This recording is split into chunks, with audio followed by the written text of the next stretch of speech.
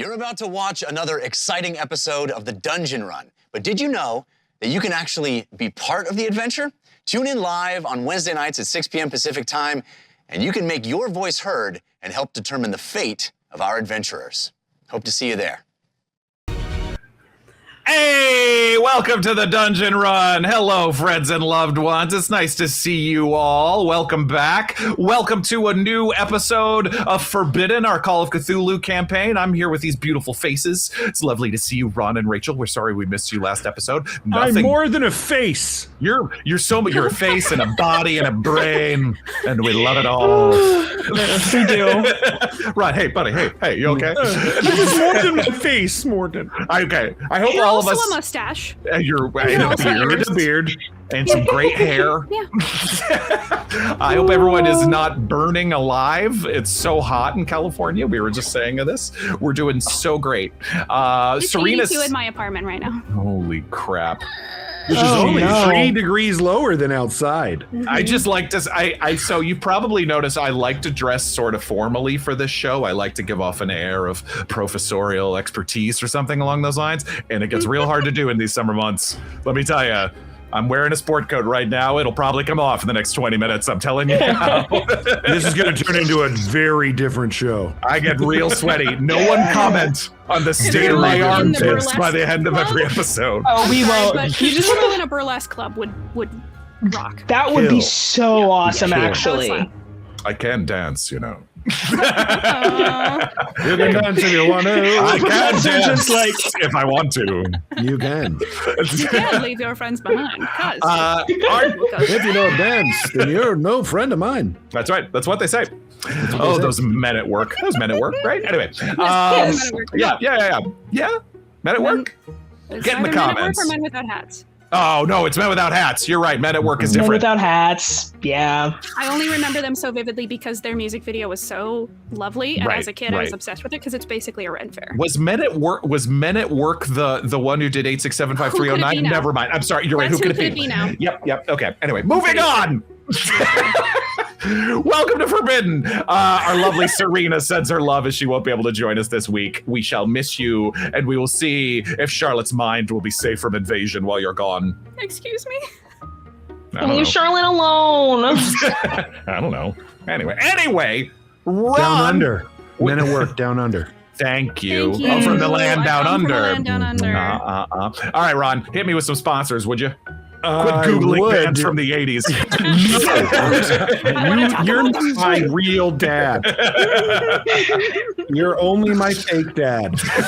We're so happy to partner with our friends at Cantrip Candles. Woo! Simply put, they are the best adventure and tabletop themed candles on the market. Indeed. Immerse your players in faraway lands for your next session, or just make your house smell like a den of thieves, which I personally love, or a snowy mountaintop.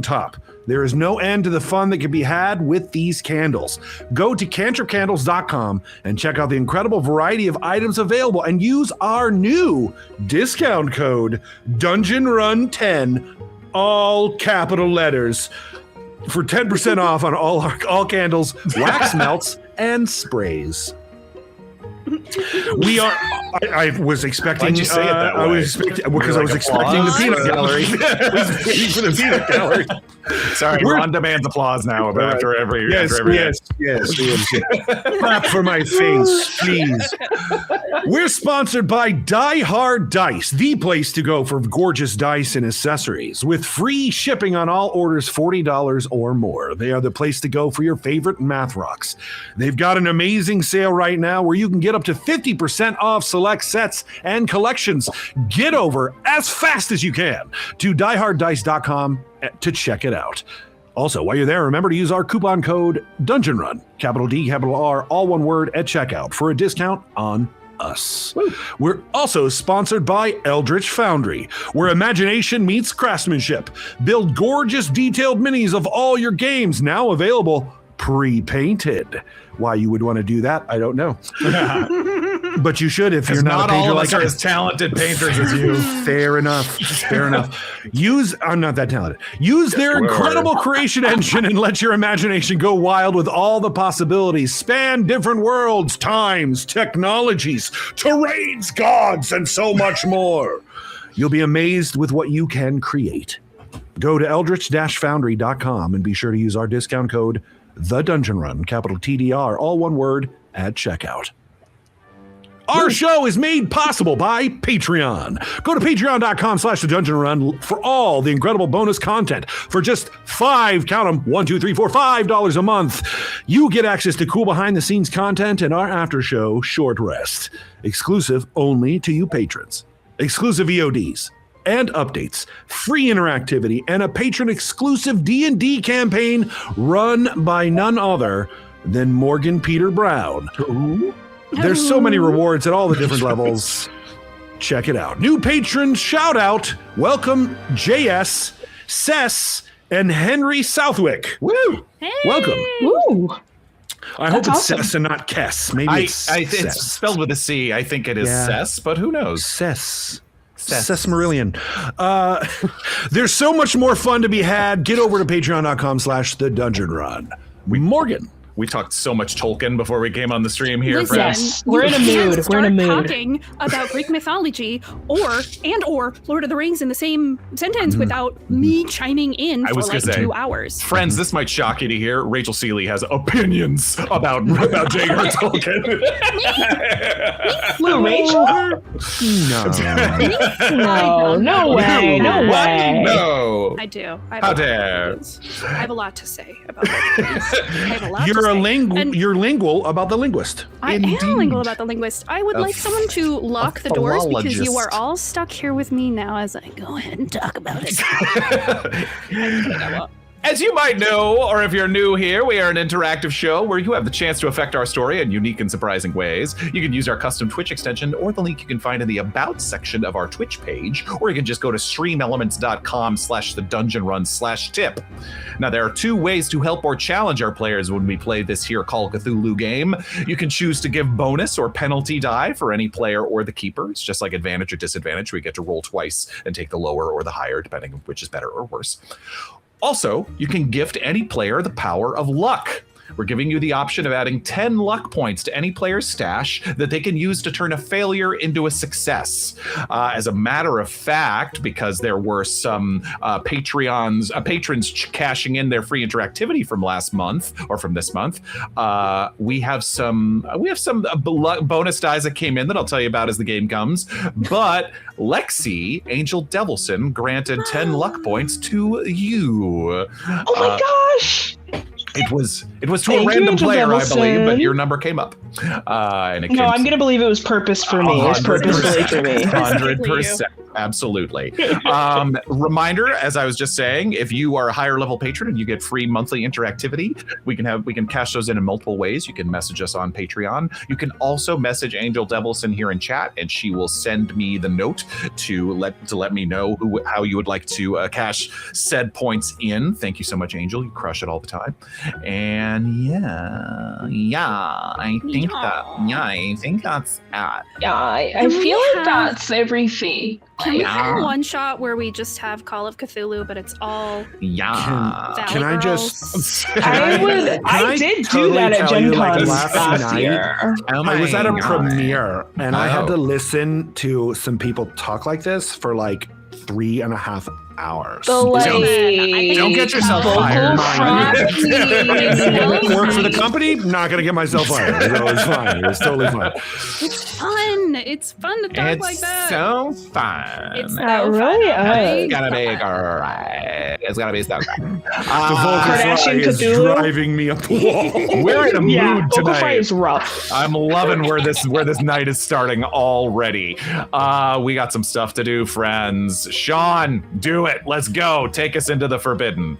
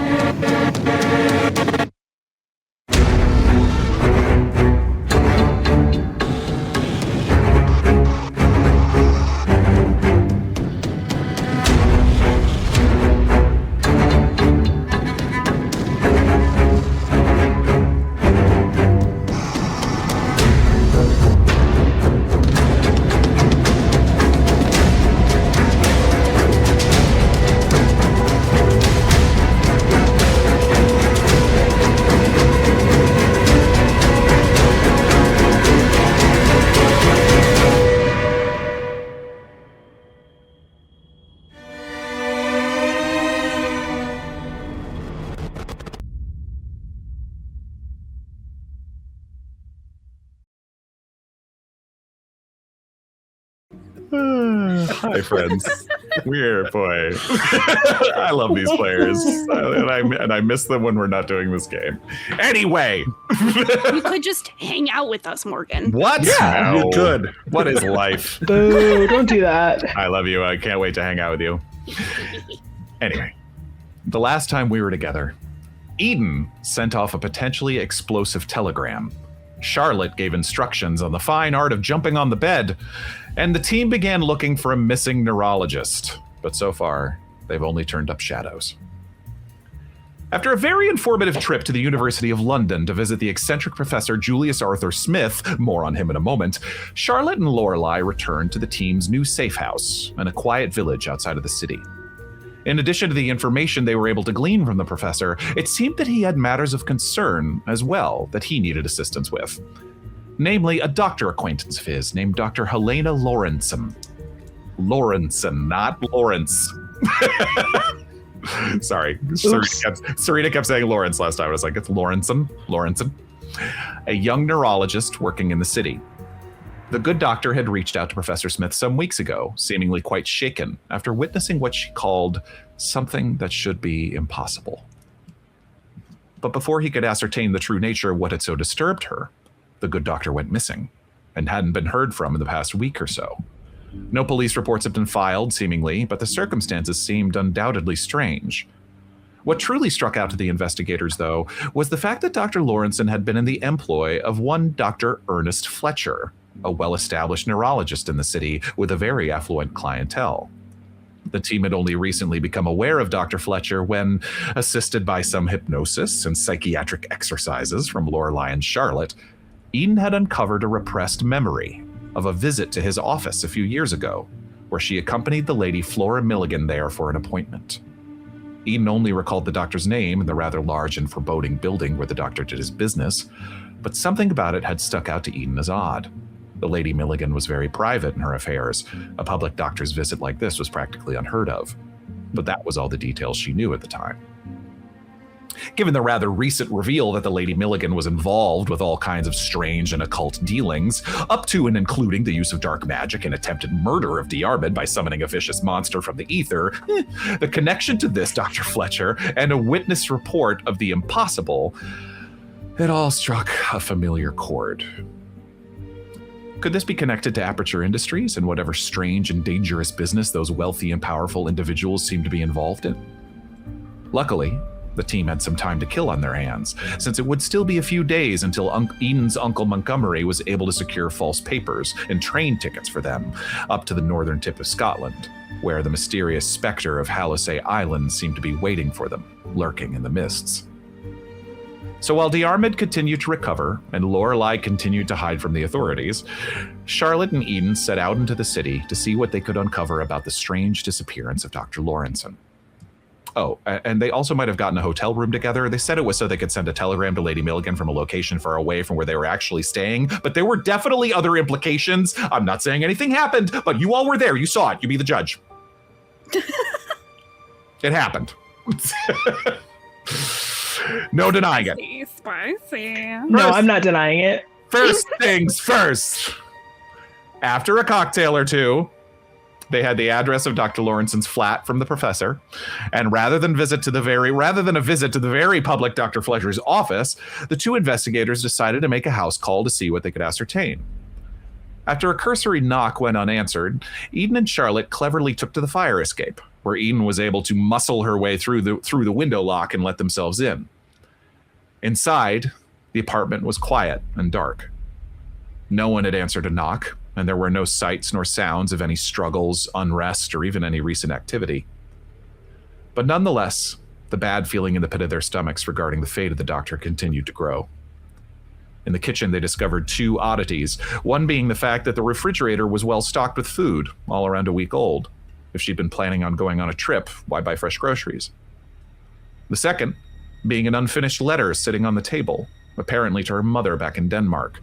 London is finally beginning to feel like, and that was all. There was also a fountain pen, but the ink had dried up inside like it had been sitting there for days. Searching the rest of the rooms uncovered a full closet of clothes, but no sign of any passport. Perhaps odd for someone from Denmark. But what was most odd was what Charlotte found tucked between the pages of a medical textbook in the living room. A bookmark, with a small strip of a filmed negative wrapped around it. Charlotte unpeeled it from the bookmark and held it up to the light, and realized she was looking at an image taken through a microscope. Thankfully, her medical training helped her discern that what she was looking at was an image of brain tissue. Neurons, to be specific. But the shape they made in the image was strange, spiraling together like a galaxy of stars. Charlotte had certainly never seen anything like it, but her mind immediately went to the ether. That swirling mass of stars and eyes where she herself had glimpsed the horrifying shape of Yog-Sothoth. But what did this mean for Dr. Lawrenson? Brain matter and the ether connected somehow. Did she uncover something she shouldn't have? Nothing could be certain just yet. With that growing sense of dread and worry needling at them still, Eden and Charlotte returned to their hotel. And perhaps because she wanted one less thing chewing at the edges of her mind, Eden finally took the opportunity to respond to the telegram from Lady Milligan she'd received several days prior. The one requesting that they reunite in Glasgow at one of the royals' many residences. Careful not to give away what she knows, Eden needed to buy herself some time. So ultimately the message she went with asked for patience, as she was still in London, quote, grieving a friend, but that everything was fine. And away the message went, soon to be delivered directly to the hands of Lady Milligan a few hundred miles north. With so many wheels spinning and so many games being strategized by so many different players, for Eden it was impossible to tell if she just made a solid move or if this had left an opening for an eventual checkmate. But more on that later, perhaps. Because now, I'd like us to return to that lovingly cluttered office at the University of London where Lorelei and Charlotte met Professor Julius Arthur Smith, specialist in European languages, doctor of archaeology, debunker of fake mystics and spiritualists, and one greatly interested in matters parapsychological.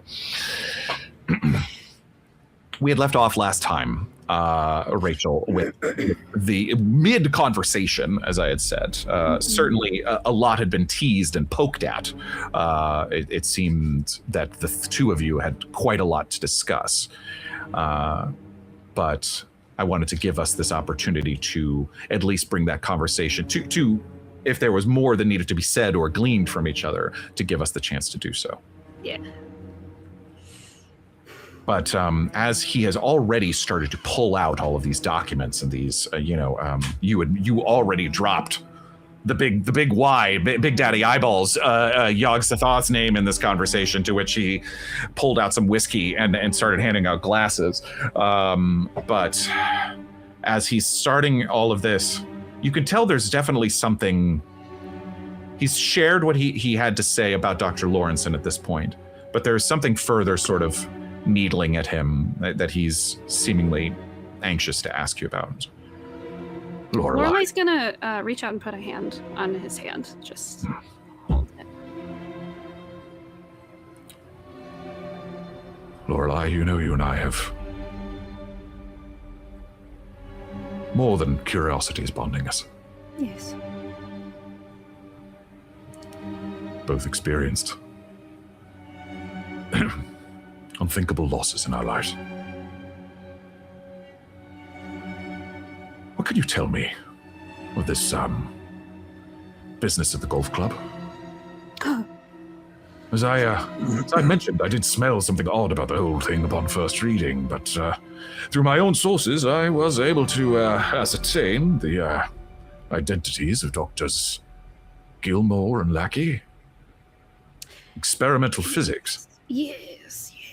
What the hell did you find up there? Oh, so much. Julius. It is an incredibly complicated story, which I still have some plot holes in myself. Ah.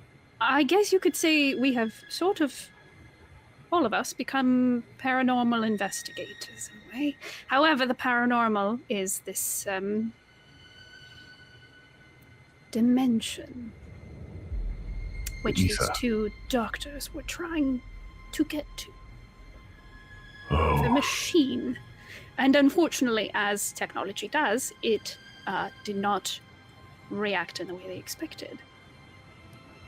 It was fascinating, Julius. It was almost as if there was this invisible template of the house, except it was displaced just a little bit.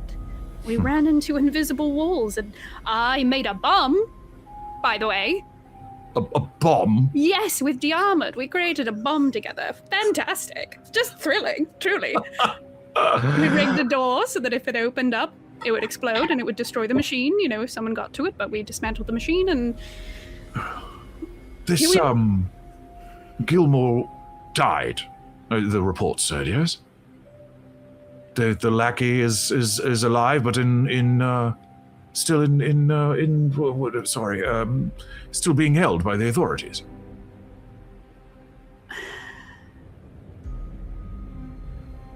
All I will say is one of them may, hypothetically,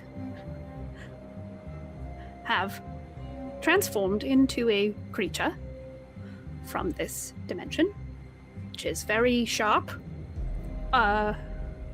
dangerous, grey creature, kind of like a water bug. Or water bug. And that person who was in the middle of transforming may have been hit by a car. Who's to say? Sorry, that's Morgan laughing. Who's to say? My goodness. Yes. You said his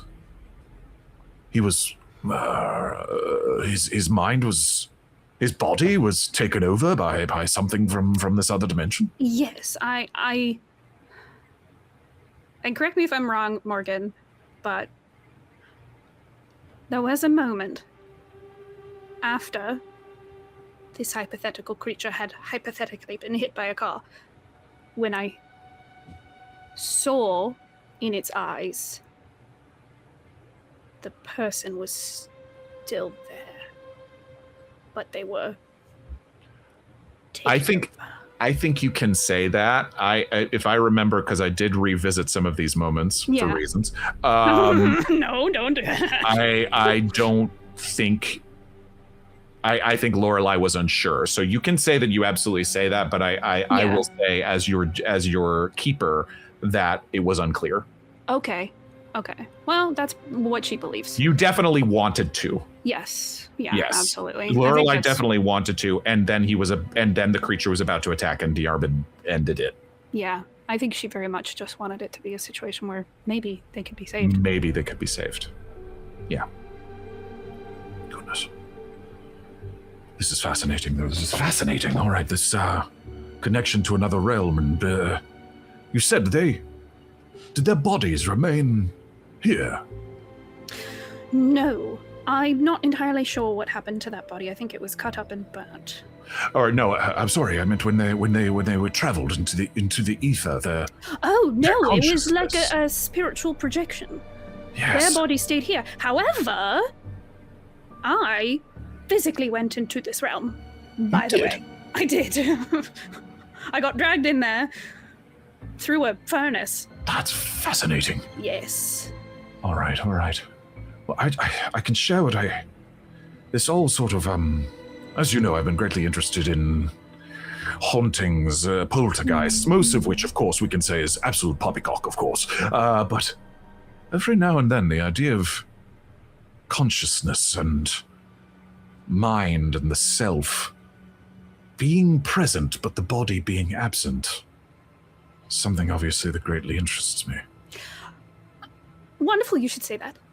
Because we are, again, hypothetically, experiencing a situation where someone has, say, a door in their head that is open, and sometimes other people are strolling into said door.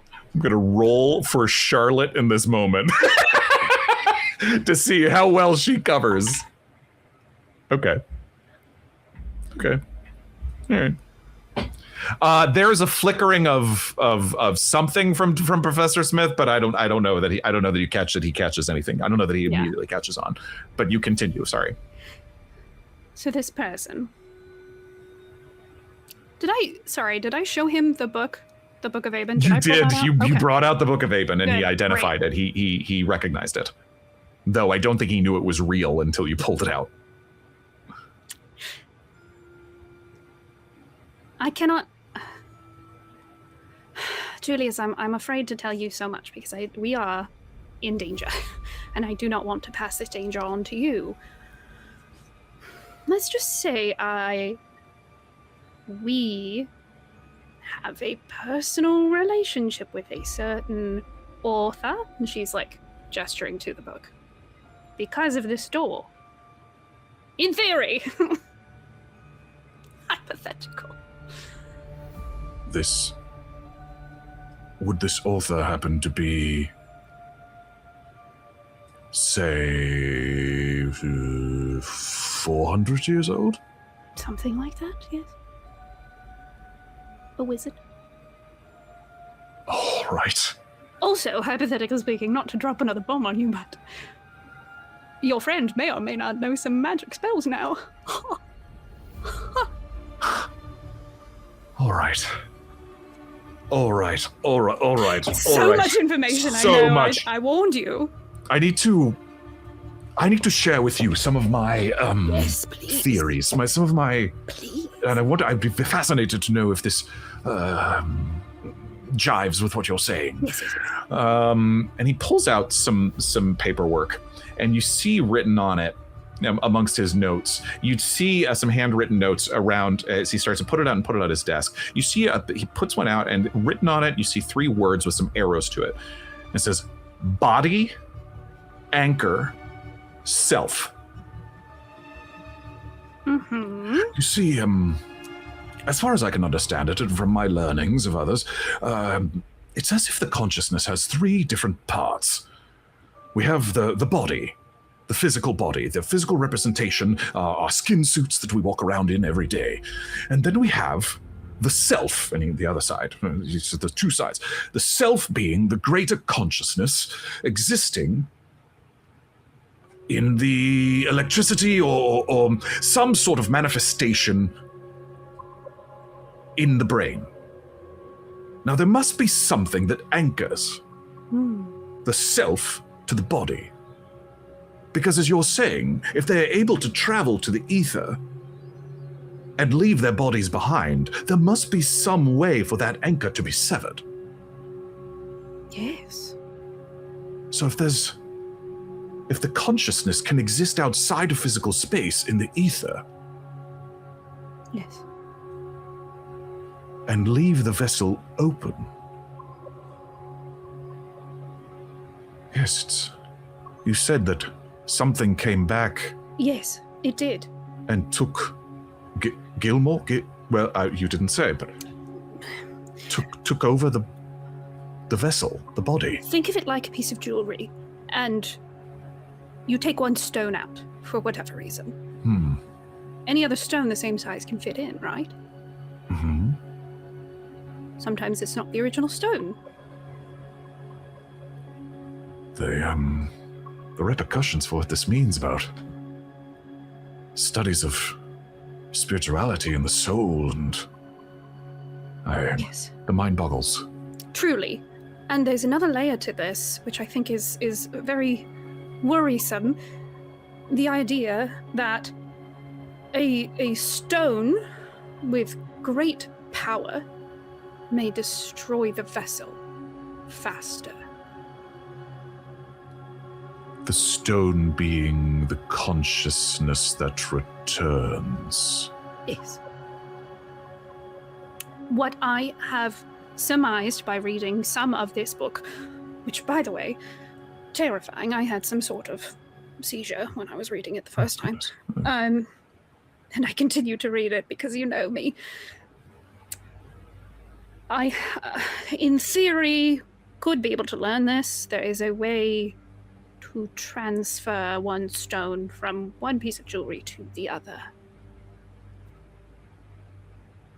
consciousness transference. Yes. Oh my goodness. Yes. So you see why we're in a bit of a pickle. My God. Normally, I would think that the consciousness is, as I said, if the anchor exists, that when you return from the ether, you should snap back into your own body, your own vessel. Well, yes, and it does, except when you are out on a jaunt, something else could sneak in. Something with enough power, with enough presence to take over. Yes, and I don't know exactly how it works, but I view it as a tether between the body and the consciousness, like you're walking a dog on a leash. And maybe they just use the tether to go in. So it isn't so much a matter of keeping the vessel alive, but perhaps moving from one to the next, if there is this transference, as you say. Yes. Horrifying. Truly. And we have been warned that there may be someone doing exactly that. Oh my. Across centuries. Is there any study as to the, any information you found as to the finding of, locating of wayward consciousness or souls in the ether? Yes. In fact, I know a spell to do that. It's called, Call Forth Ye Form from Beyond. I learned it. That can bring forth... Oh. That's real fascinating. necromancy. Real, true necromancy, honestly. That's one word for it, certainly. Roll a psychology roll. Okay. I think I know what he wants. I think I understand. My psychology is so bad. Otherwise, this would be really You good. do have a bonus if you want to use it, but I know your score is low, so It's a 15, and my score is a 10. So I think if I just use 5 points. just use some 5 points of luck. Seems like a good use. Yeah, I'm gonna do it. Your friend. Your mind goes back in this moment to the way he started this conversation about the things that connect you. And you see in this moment, as fascinating as the obvious research that he's done, and you're looking down at his notes as well as sharing your own thoughts, you can see there's something deeply personal about his study of the ether. Mm-hmm. And so when he brings up the possibility of bringing back, that you don't see with a success, I'm not saying you see anything fanatical or dangerous. Yeah, but it is, I mean, that was exactly why I was Yes. doing the same thing. Yeah. Yes. Yeah. You see something you deeply recognize in that moment as to why someone who'd suffered such loss might go looking for ways to bring things back from the ether. She's gonna squeeze his hand.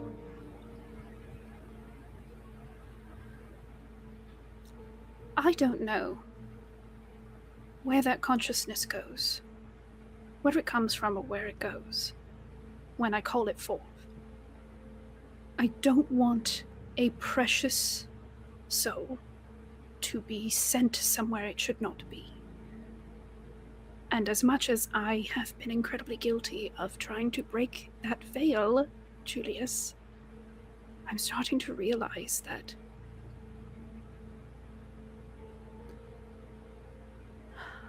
it feels like he's asleep in another room. And I don't want to wake him because he's peaceful.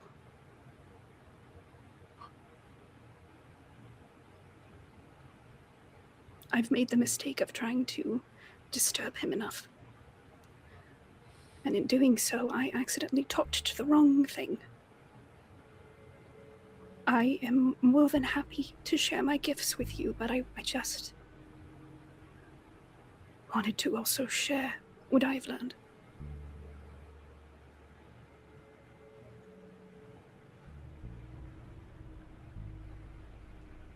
He hears the wisdom of your words.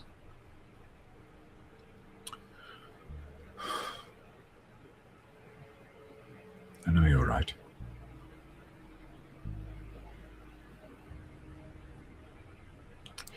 Maybe someday, maybe when I know more about what it is and how it works. But I don't want to sacrifice something important for a moment of peace. There's much danger in this. Especially if there are those that you're speaking of who are using this for God knows what. Yes. I'm an old man, Lorelei. If there is anything I can do, don't hesitate. If I need to be put in danger, throw me in the fire then. What do I care? Will not I care. Listen, I've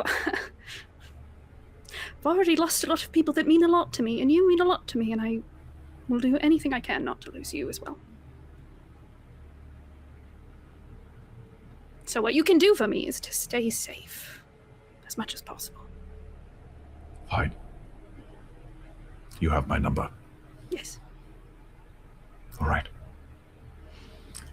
Is there anything else you would like to do while you were here, or like to ask anything else while you're here at the university?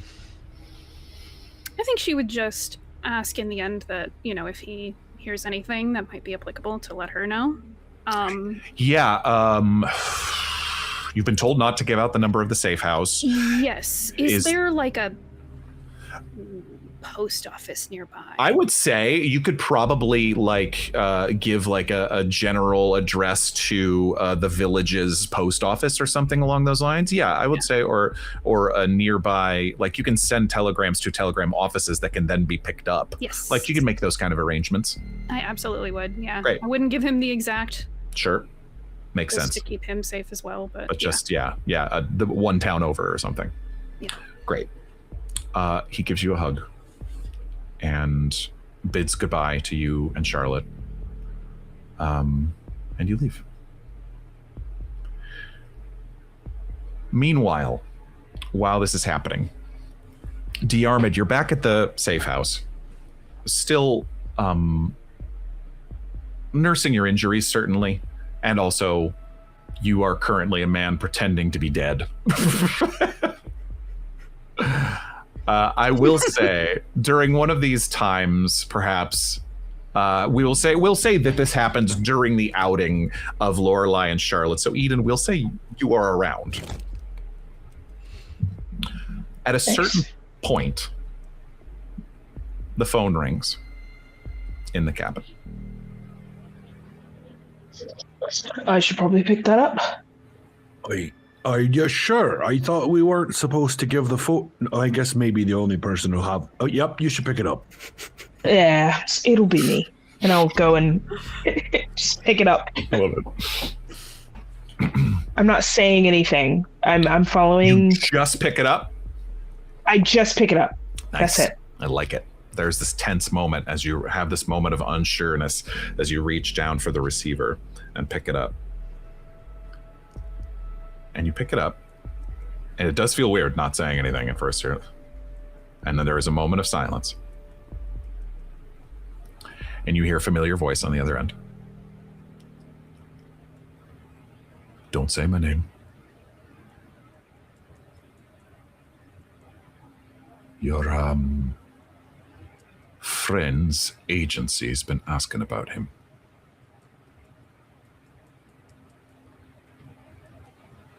Came by. Not casually either. Came around. Asking if we'd seen him.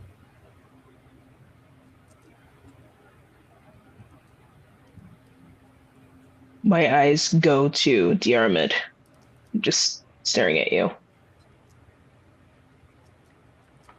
We've kept him. You know you can trust me, but just know there's eyes out there.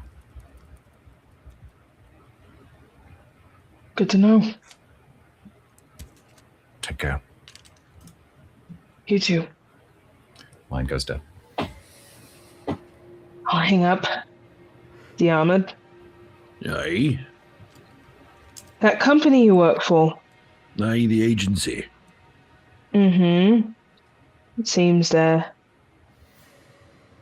keen on figuring out where you went, what happened to you. It doesn't surprise me.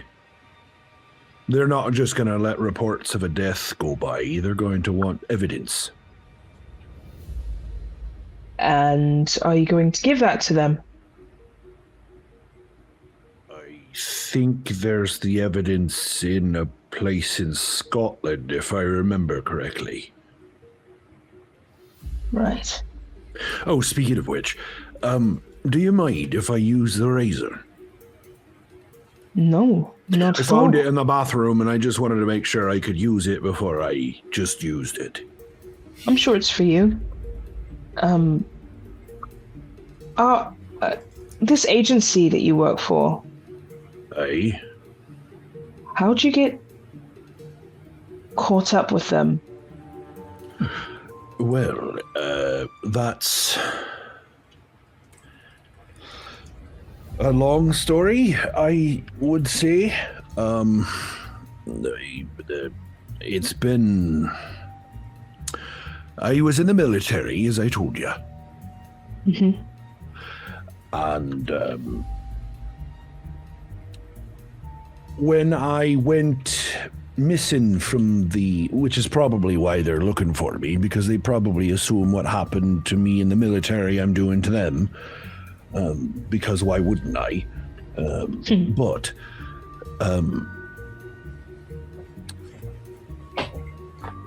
when I went missing from the military, I needed a place to lay low, make some money, and I had a particular set of skills that they were keen on having part of their crew. And so, after I discovered what happened to my family, I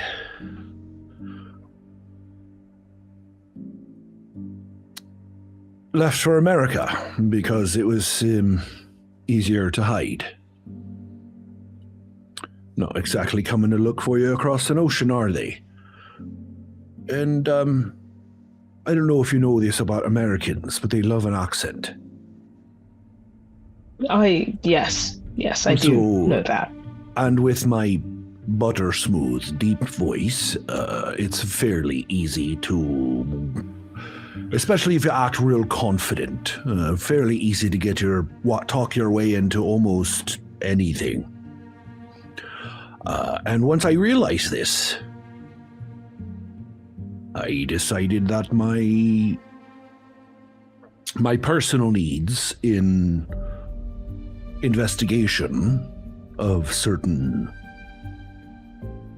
things would be useful for a company like theirs. I'm keeping it close, not because I don't trust you, but because I don't trust them. Do you understand? I understand. Yes, of course. So SDI is the company I work for. They're technically a law enforcement agency-ish. In America, they do cops different. A lot of private forces, the Pinkertons, whatnot. And so I have a reputation of being able to rough up somebody pretty well, and I can live with the consequences of it.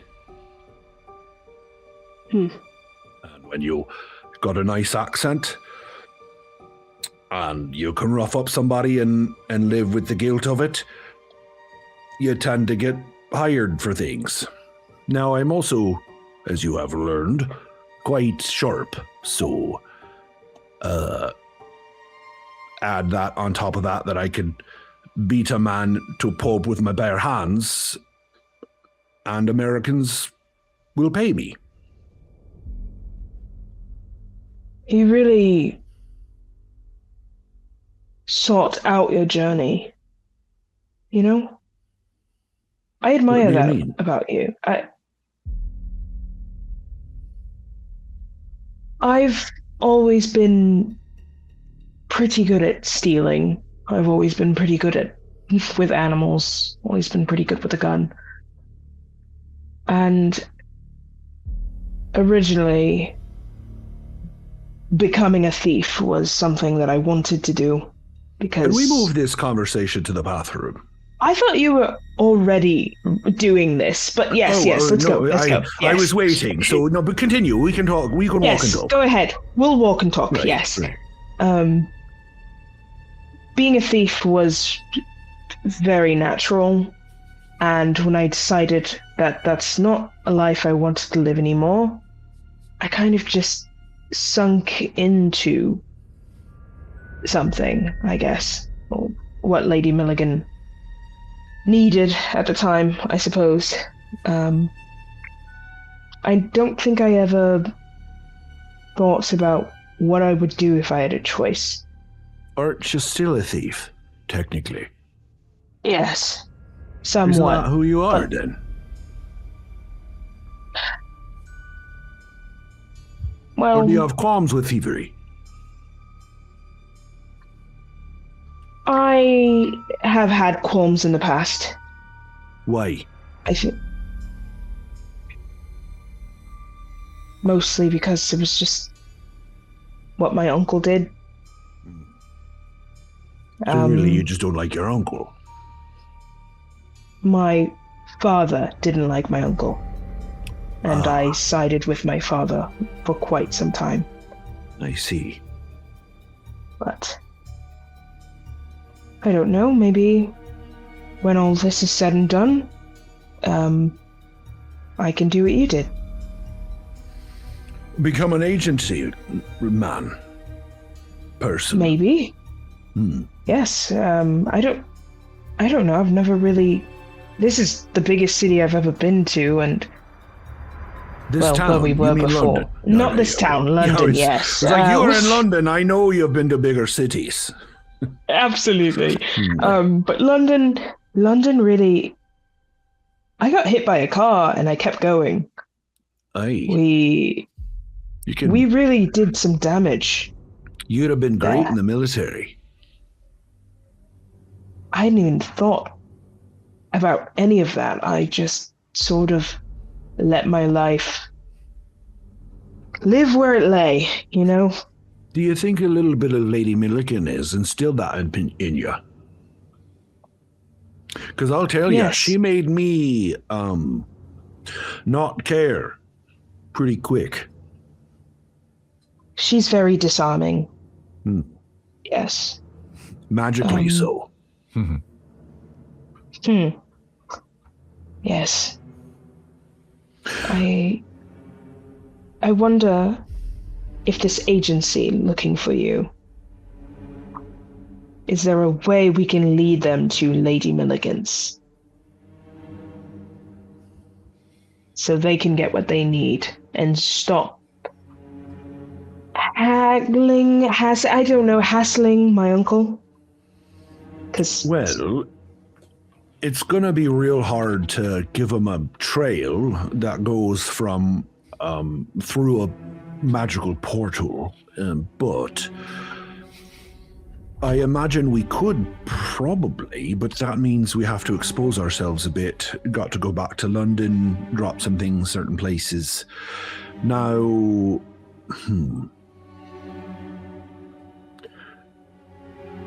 I guess we could try to employ one of our closer allies to report that they've had a sighting of someone who looked like me, but that also seems a bit too on the nose for the agency. yes, I assume it's always in me to try to fix a problem, but maybe there's no issue in laying low, letting them continue to check in, and I mean, we've got things to do. But We have- here's the thing. I'm pretty sure I don't have any direct knowledge of it, but I'm pretty sure that they probably know Lady Milligan, and may have even been hired vis-a-vis through a third or fourth party by Lady Milligan, for the original where we first met. Right. But you are mourning a friend in London, right? Right. So it might be a thing we should think about of you independently returning to London in mourning. I.e., perhaps we could figure out a way through your uncle to buy a plot of land and bury a body and such as like, and then suddenly they find you there one day when you're visiting the grave. That probably feels a lot more real to the agency than anything else. Now, they'll probably also dig up that grave when you're not there to verify that I'm in the grave, so we'll have to put a body in it, but as Fresh far out as of those. For now, given our history, I'm sure there'll be more to come. Yes. Well, this... I mean, that's just one.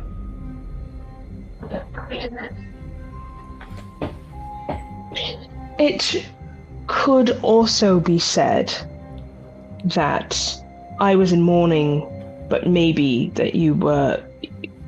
maybe it's less effective to have you sent back overseas. Your remains, what is left of you, sent back. I also did die in an explosion/fire, so there could be pieces of body there. So you could certainly go into the woods, kill a deer, and maybe blow it up or do whatever you want and drop those pieces in the that might work. I don't think I've ever had a conversation quite like this one. Who has? Keep going. I'm sorry. I love it. I hope nobody ever has had this conversation. I love this table so much. Keep going. I'm just thinking of things that, you know, you asked me a question and so my brain's going places. And maybe it's because I've been in war and I've seen an exploded body here or there, so perhaps that's maybe why it's easier for me to have this conversation as if we are just having dinner, but sorry, this part's a bit tough. I gotta be careful.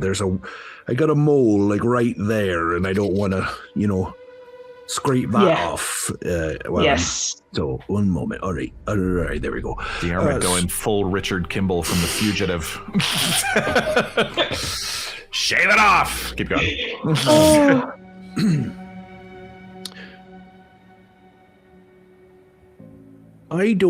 If I could be honest with you, Eden, I don't know that you've got the Americans use a word, moxie. Are you familiar? Not really. Sounds like an animal of some sort. Or a place to go dancing. Hey, we should go down to the Moxie, have a night, and a drink, and a cup, and a fiddle. I would love to hear your American accent at some point later. Well, I've not really done well with that. The closest, I spent some time in the South, so I guess I could try that one. Although, do not go to the South of America. Don't do that. Oh, just don't. Thank you for the warning. You're welcome.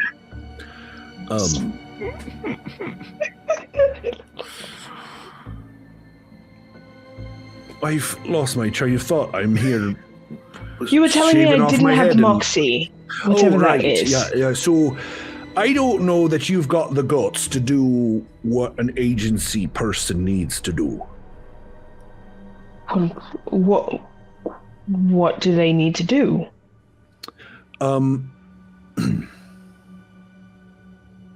Well, on occasion, you'll get a name. You'll know nothing else. You'll know a name. That's it. That's what they'll give you.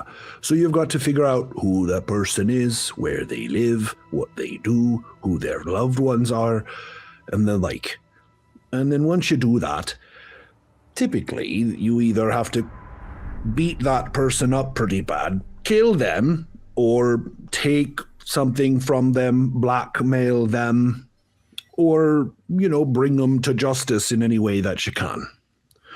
The agency essentially says that if you're a criminal, then we can send criminals after you to do whatever we want to make sure that you're brought to justice. It's the American way. I'm not sure if I'm on board with that one. Exactly what I was saying. You don't have that Yeah. moxie. I don't. I don't I've think I murdered do. people straight out. That's happened. Hmm. I'll pay for it one day or another. If I'm not already. But, it's a choice I made. Well, I appreciate the choice you're making now. I think what we're doing now, maybe I'm not meant to follow the same path as you, but I don't think I would know there were different paths in the first place if I wasn't by your side, able to see you make choices. Everything's a choice, even those things we don't often assign as choices. I don't think I knew that before. Even your birth is a choice, it's just not yours. Yeah, The power in the world that you have is the choices that you do get to choose. Yeah. I think it has taken me a long time to accept that. I would like to think my choices, my doing good, my turning away from everything I was before. I would like to think that other people would do the same. But I don't know. I think that's right. As far as I can tell, you seem like you made the better choice for yourself and for your family. People make those choices all the time. Here's the thing, though. Just because you've changed who you are and you're doing different things doesn't mean you can't use what you've done before or what you've learned or what you've got to do better things. So you might have been good at thieving, but that doesn't mean you gotta take for criminals. You could be Robin Hood. Steal from the I know rich and that give to the one. poor. Yeah. Although I think that That's one's a not bit romanticized. I'm pretty sure Robin Hood was probably just a criminal, and someone was like, he got into a certain situation where he had to give the money to the poor, and they were like, "Oh, you're so good," and he was like, "You know what? I am." You had good PR. So, I guess what I'm saying is, something I have learned, and forgive me if this is too forward, but you're a bit easy to manipulate because you're trusting. That's not bad. That's good. But you need to know that that's what that is capable of, that you're capable of having done to you.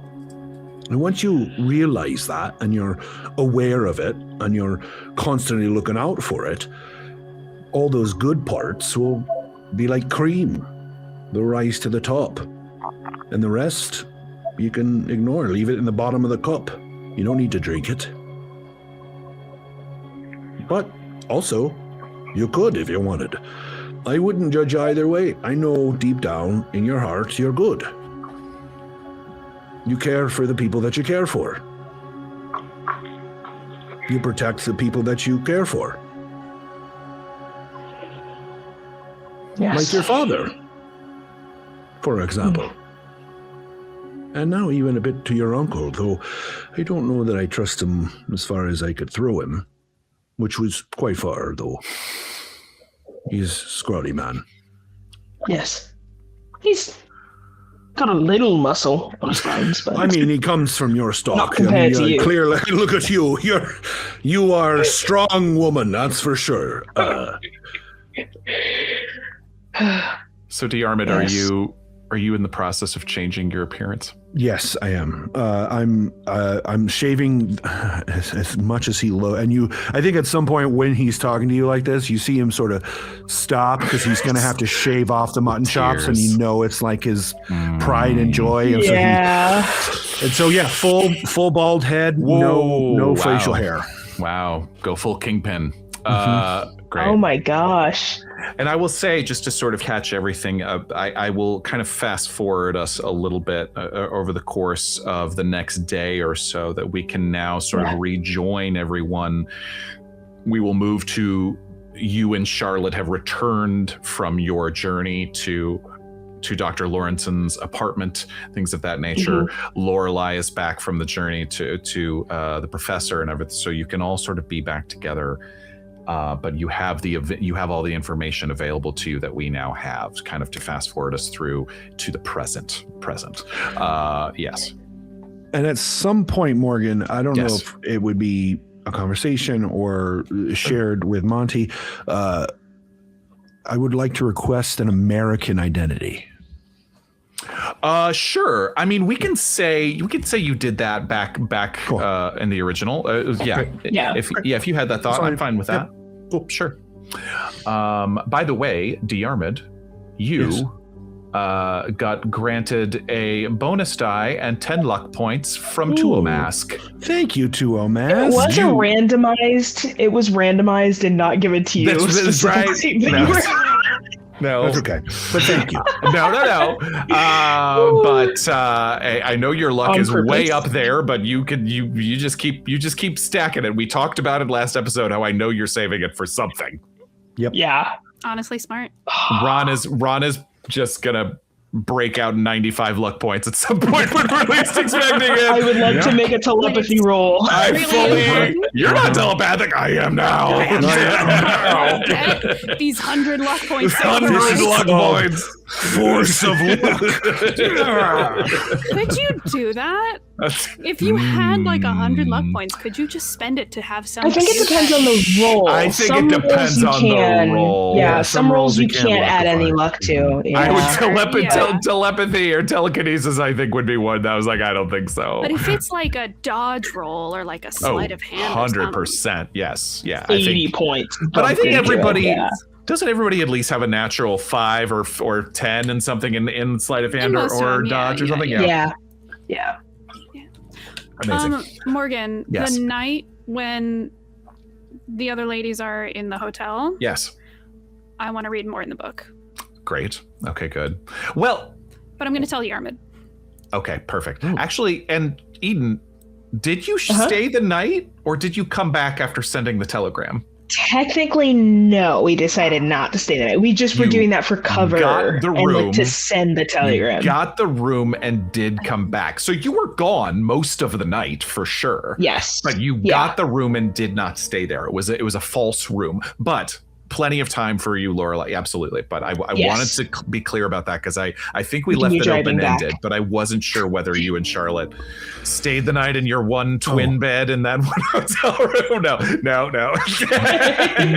Morgan, you said you wouldn't do the one bed. Right. Has enough time gone by to roll on the major wound thing yet? I think you need another week, but let me double check. Cool. I don't think so. I think because you failed the last one. Yeah. I Diarmuid think wants to start working out, man. what is your Yeah. HP at? Is your HP back to full, but your major wound is there? Is that where we have you? I have 8 hit points out of 10. Okay, let me double check. Got it. But yes, so okay, you read some more in the book. I will make note of that, of the Book of Aben, as you continue to learn more and more. Are there any new notes in the back too? I think at one point I had written hello to him. Yes. Well, and also Charlotte left him a note. Mm-hmm. I'm gonna roll for this.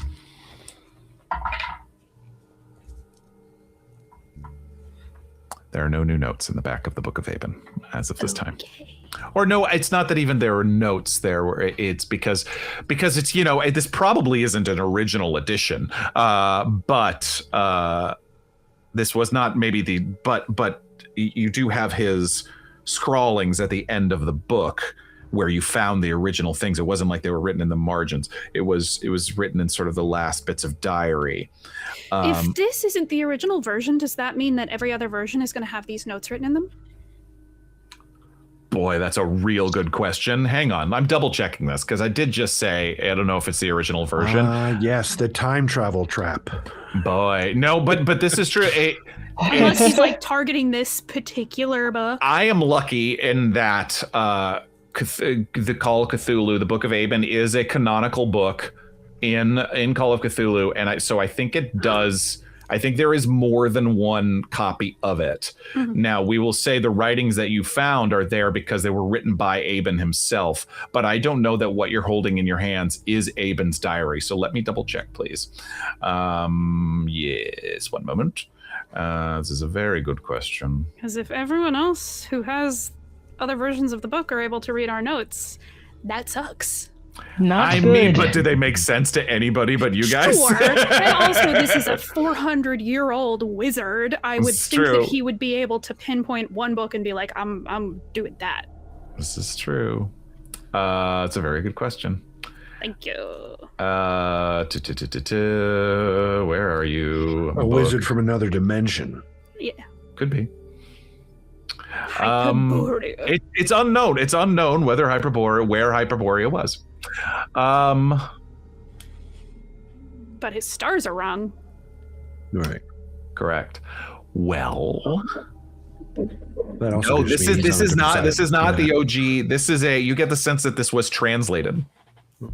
Interesting. That there was some sort of there was some kind of, and maybe we'll say that you've even been able to find like, you know, notations from the writing that basically translator. Is, like unintelligible or sick or something along those. Yeah. Interesting. Yeah.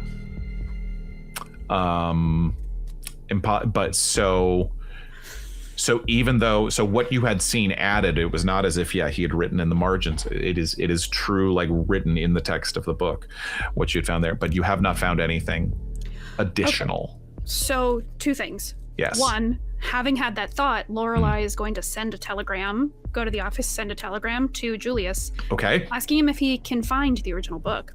And I swear to God, if he finds out that it's in Lady Milligan's library, I'm going to lose my mind. Oh no.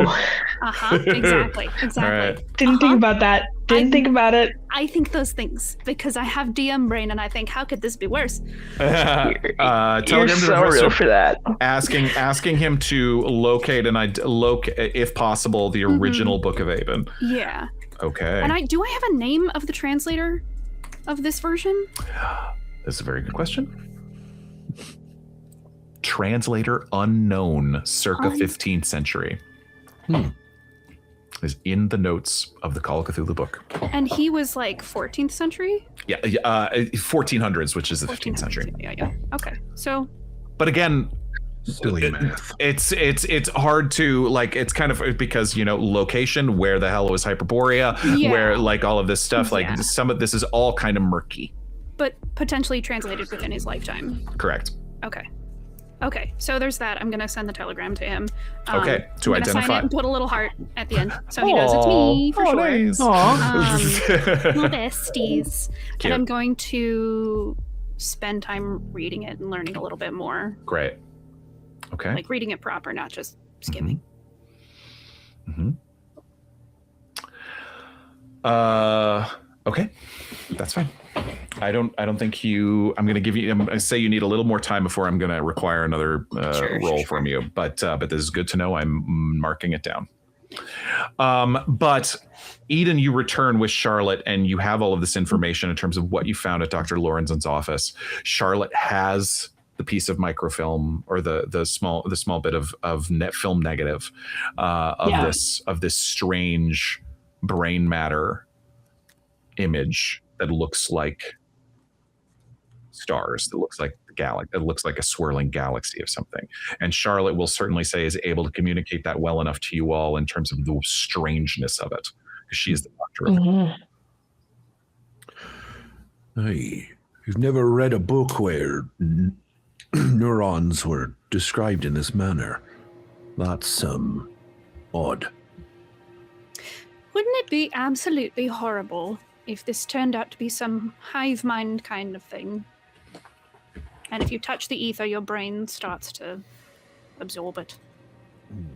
But so would we all be? Aye, I believe that's what you're saying. Yeah. I would assume We're all the gonna more... turn into one giant flesh monster. God, I hope not. But I would imagine the more you are exposed to it, perhaps the more it changes you. I cannot imagine that you could go to another dimension like this and just come away as you were. Mm-mm. We don't know. Or maybe that's just what they want you to think. Well, I'm thinking it. I know. I just... I don't have any thing to add, so, you know. To be fair, I feel quite normal. Yes, but do you know what your cells look like right now? Do you know yourself on a cellular level? I guess I didn't think I didn't know about that, so... I will point out. No. I will point out that to remind you of what Professor Smith mentioned, Dr. Lackey's alive up in Scotland still, and he spent weeks, his consciousness anyway, spent weeks in the ether. So did Arthur Macmillan. So why is it? Arthur Macmillan less long, that's right. I'm forgetting exactly how long he was in there, but Gilmore and Lackey were in there a long time. If Lackey is fine, what is it about Gilmore that made him change? I'll remind you Yes, that this was a while ago, that Gilmore and Lackey spoke about themselves as explorers of the ether, and that as they were literally kind of like flatliners, honestly, that they would go further and further and further. And Gilmore became even more obsessed with it. And it got to the point where at some point, they were separated and Gilmore never came back. Because as Charlotte described to you, what she saw in the ether was this form. Actually, no, and you saw it for a brief second too. You saw Lackey there, the blonde man. You saw the blonde man so briefly before you were then whisked away. Yeah.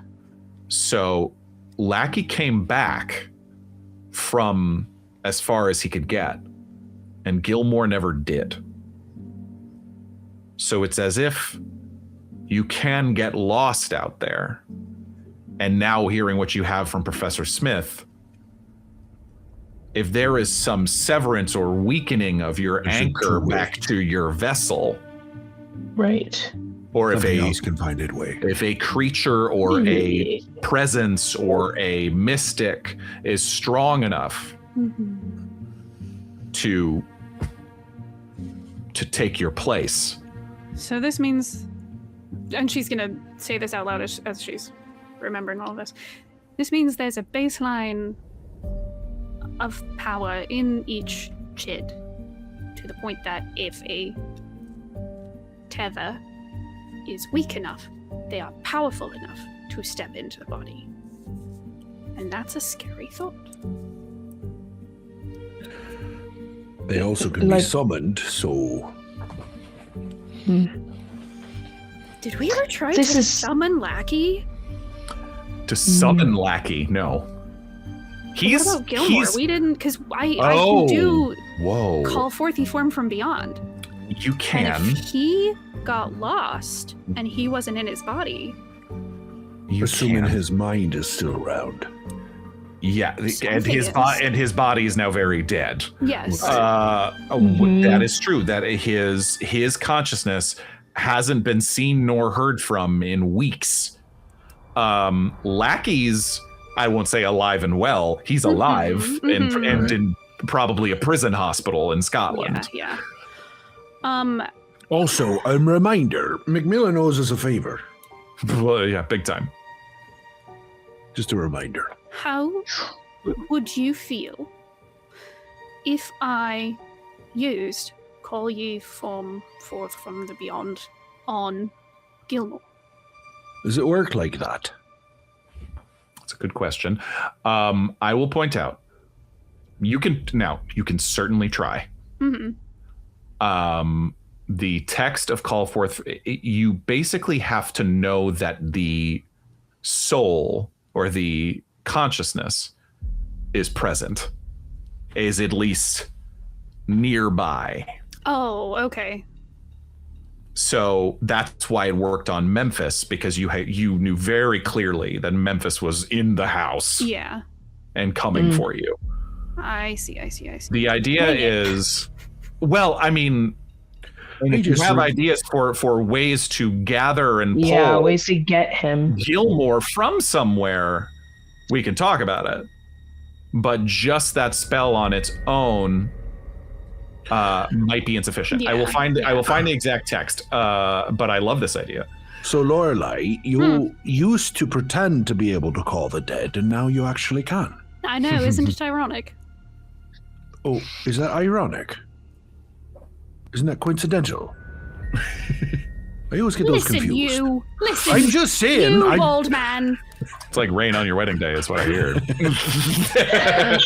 Don't even start. In the Don't even future, he start. uses it wrong, and I will continue to just use it. Like as 10,000 spoons, and all you need is a knife. Yeah.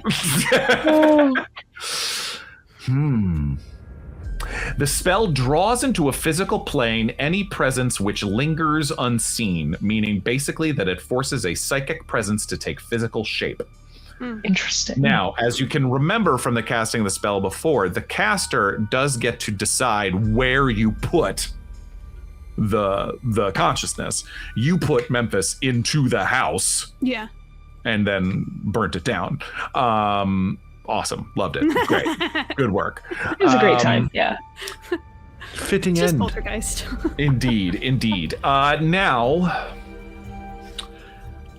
I will do a little more reading on this because this is a very cool idea. It says it lingers, so I will take. I think you have to know that it's at least that you can prove that it's around. Yeah. Okay, that's totally fair. So if any of us ever get lost, we know to return here, and you can bring us back. Yes. Nice. Find me and I will pull you back. Yeah. At the cost of a little sanity point. That's fine. At the cost of a couple sanity points, maybe. Listen, I would lose more to get my friends back. I would lose a lot more. Very true. I very well might. Well, never mind that then. Not that for tonight. I mean, it's a piece of a puzzle for sure. Yes. I am both fascinated and afraid with all of the little pieces you guys are gathering. I love this table. I also wonder if we are able, and this is a future problem, I'm fascinated by the way Memphis's house was put together to channel energies. I'm very curious about what it is about the house, what it was about the way it was built, and how circles and shapes were placed that made it channel that energy. And if we can recreate it, maybe on a smaller level. Like a dollhouse? Not a house. I was picturing like we could make me a focus in a way.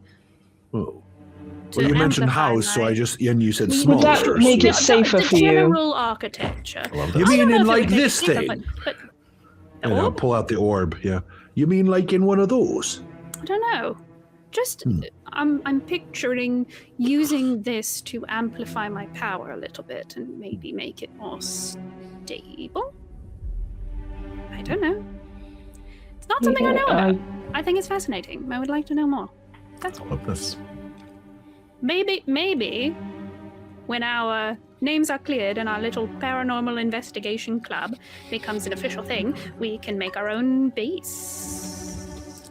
Our own HQ, as it were. But where would we put it, considering Charlotte is from America? And Diarmuid is in America. No, I'm right here. Well, I mean, he's from America. He's not from originally, but is there for work. We put it on a ship. Floating I don't particularly like boats. Yes. I don't like boats. Really? No. It's a thing for the future. You live on an island. Why do you not like boats? Don't like boats. That's a big... I mean, the island's a very big island, but you live totally on it. Fair. I understand. I don't like boats either. I don't think I've very ever similar heard of reasons. islanders not liking boats. That's new.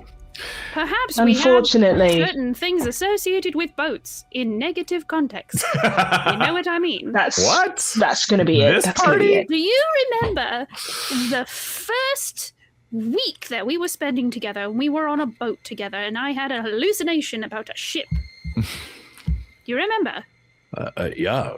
Yes. Do you all of a sudden not like boats because of that? I've never liked boats. Oh. Well, then why are you bringing that up if you've never liked boats? Because Not it's like a it changed. possibility.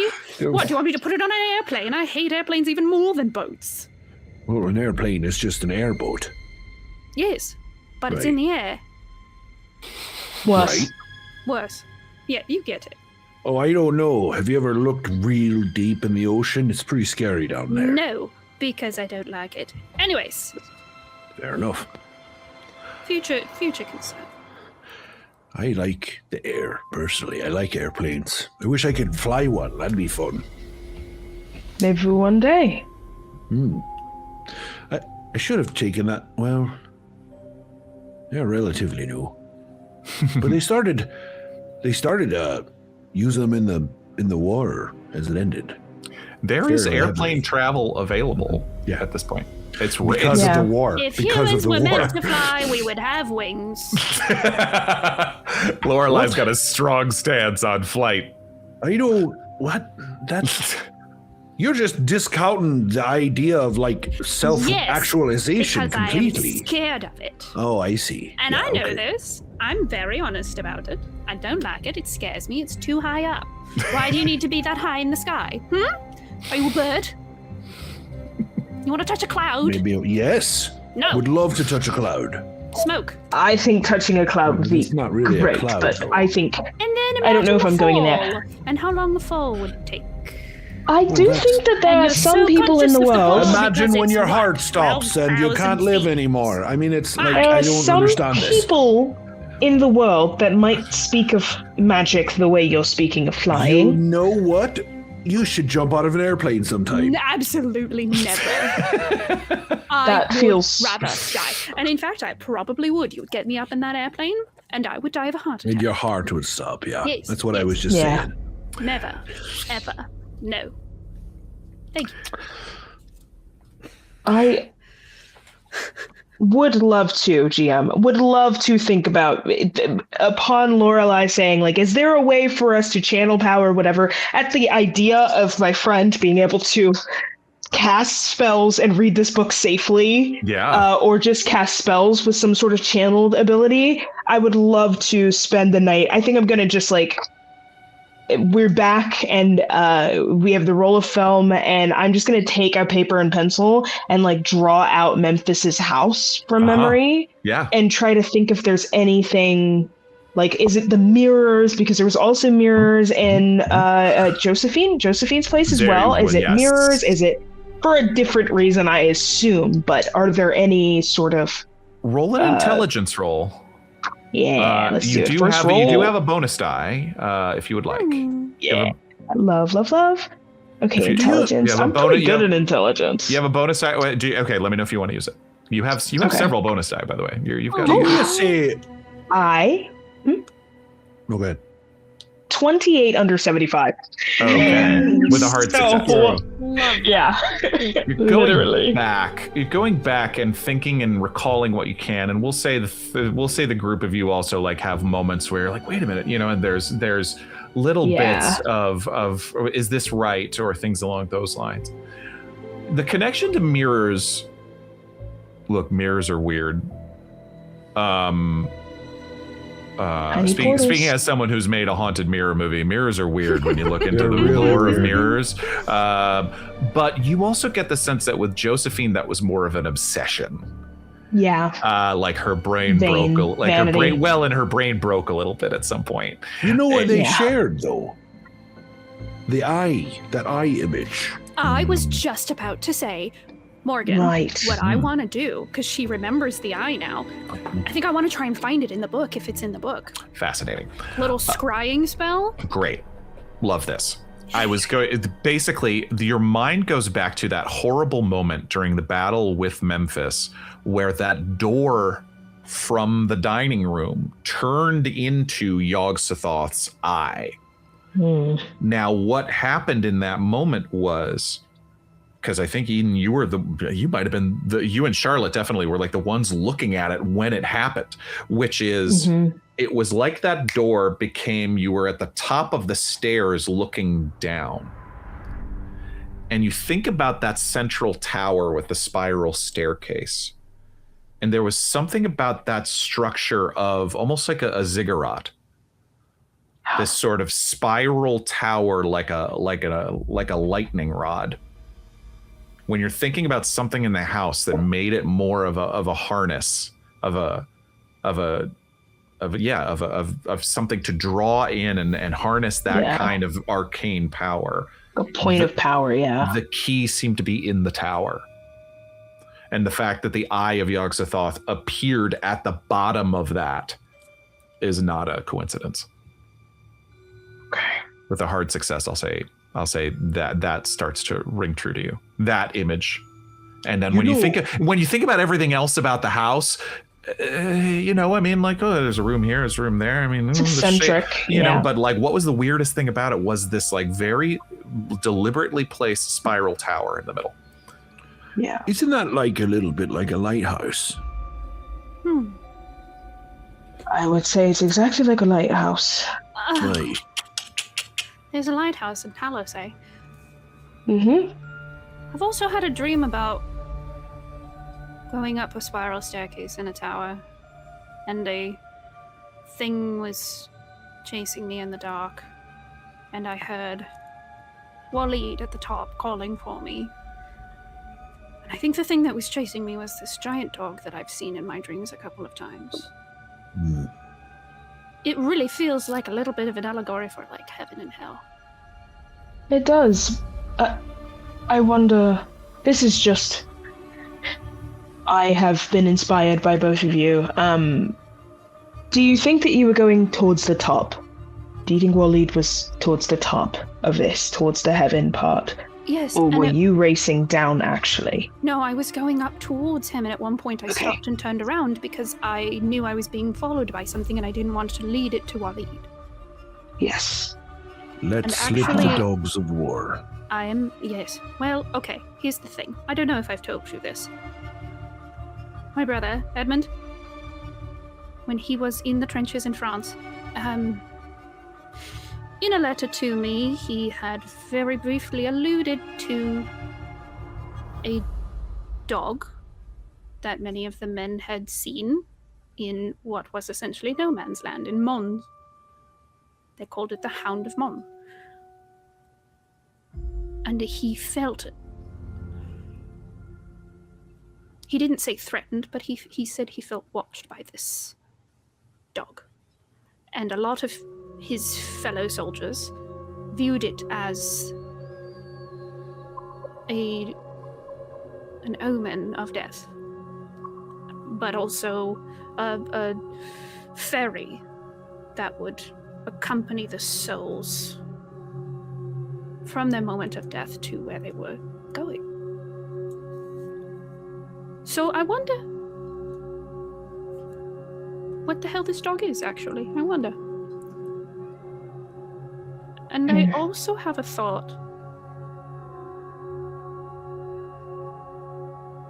If call forth ye form from beyond is calling energy that is around you, if this dog is following me, I wonder if I can call this spirit and talk to it. See what it wants. Why I've seen it so many times. Do you think it would speak to you? I don't know. I don't think it has yet. I don't think it's a bad idea. I don't even know what it is. It has come to me twice now that I can remember, and the other time it came to me, I was asleep, and it was leaning over me, and I could hear it breathing and smell its breath and the seawater that was dripping from it. I don't know if it is hostile or not. I don't know if it is tied to this other realm. I don't know. So it could be dangerous. It could be a very bad thing to do. You know, I was in France. Really? Aye. Where? I don't remember specifically, Morgan. I don't think it was Mond, but we hadn't discussed it. It might have been Lassam. Yes. Yeah. One of the worst. Mm-hmm. I don't remember on a map where Mons is. I want to say it's mid-France. M-O-N-S. Real thing. The Hound of Mons. Very interesting. I didn't see a dog, though. I saw a woman. A woman? Aye, my wife, Maria. And my son. I wonder... And I like to think about the Greek mythology of it. I wonder if there is some Ares spirit that is called forth by the great suffering of war and shows itself to soldiers who are already suffering. Hades did that as well, often, to those who are about to die. Cerberus was often seen. I wonder. You think you're seeing Cerberus?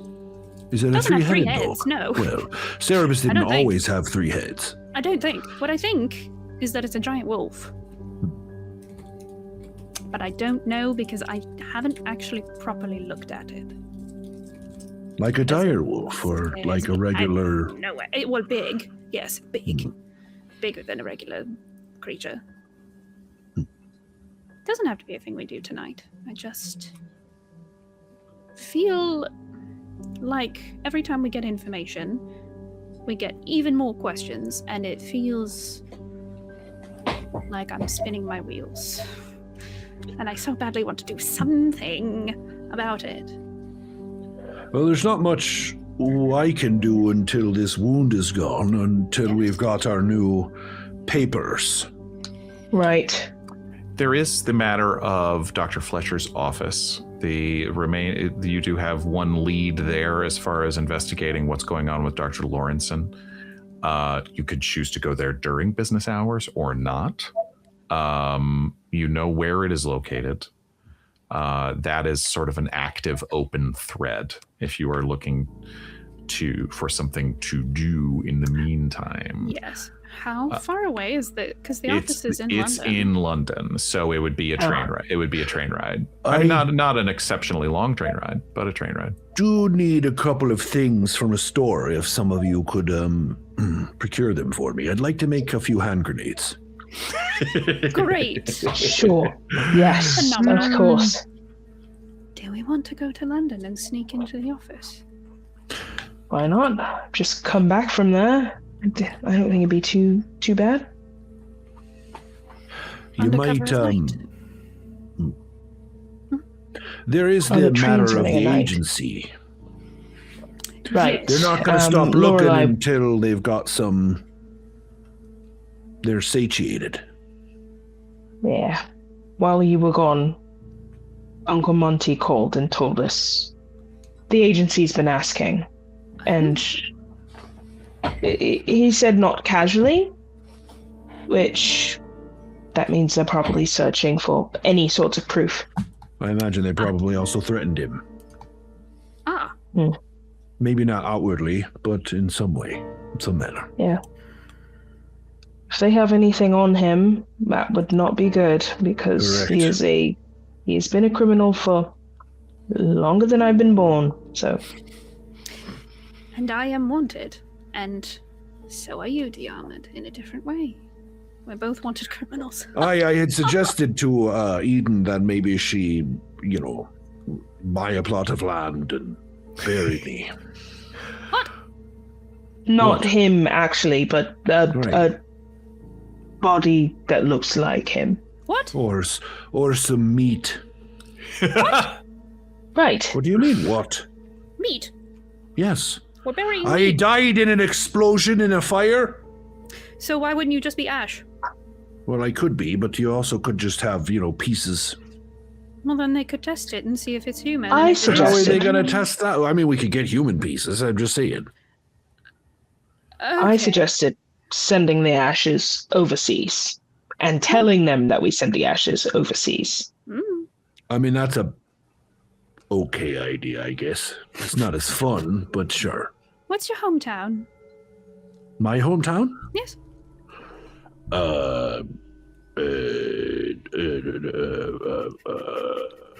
I don't know that I want to tell you that. I almost said I'm Alabama. That's a state. Irish town. Alabama. Irish town, Ireland. Cove is my hometown. Cove. Just a thought. What if we scatter your ashes to the wind? So we don't have to worry about a body. Just so I'm Well, they pulling at need- this thread slightly, sorry. I just want to make sure. How would you have Yes. procured said ashes? That's or body, really. I guess that makes sense. Just burn a piece of wood. I can and use shoot it. a but- deer. So the idea, I just want to make sure because I'm following this line of logic.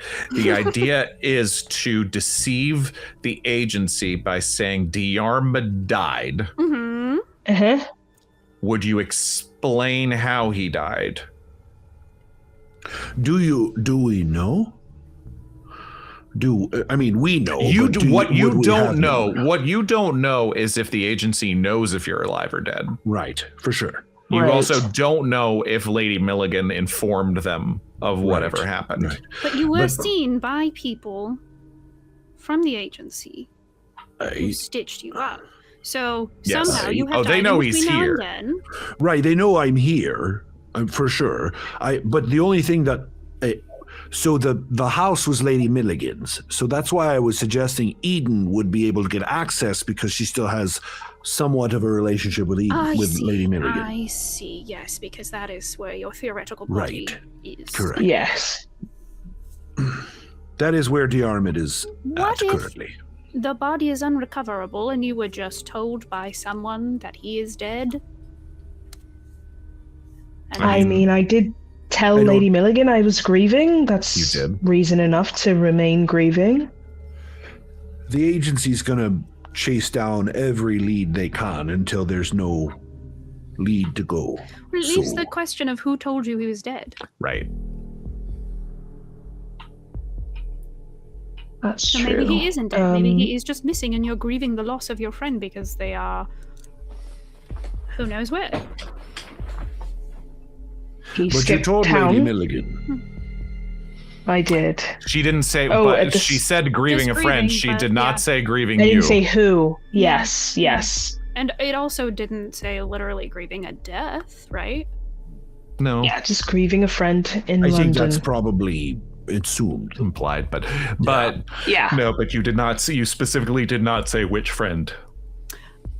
You could be. I guess grieving Josephine your- could technically be your friend too. Could be Well, Josephine. well, could be the owner of the Ace Emporium Magic Shop. Lots of people have died around you guys.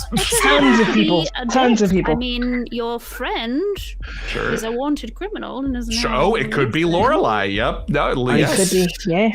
The only thing I think is a good line of thought here is for you to actually talk to the agency. Or to Yes. be found by them. Right. Morgan, would we at this time... Likely not. We had this conversation about something else very similar.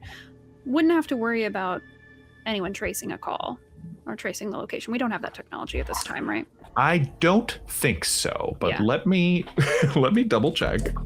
Yeah. There are things that I think are not. I feel like they in a can certain tap area. it, but they can't trace. You can tap into Yeah. a line We if you did know a that. thing is coming. We right. did that to the Yes. police, Right. didn't we? Right.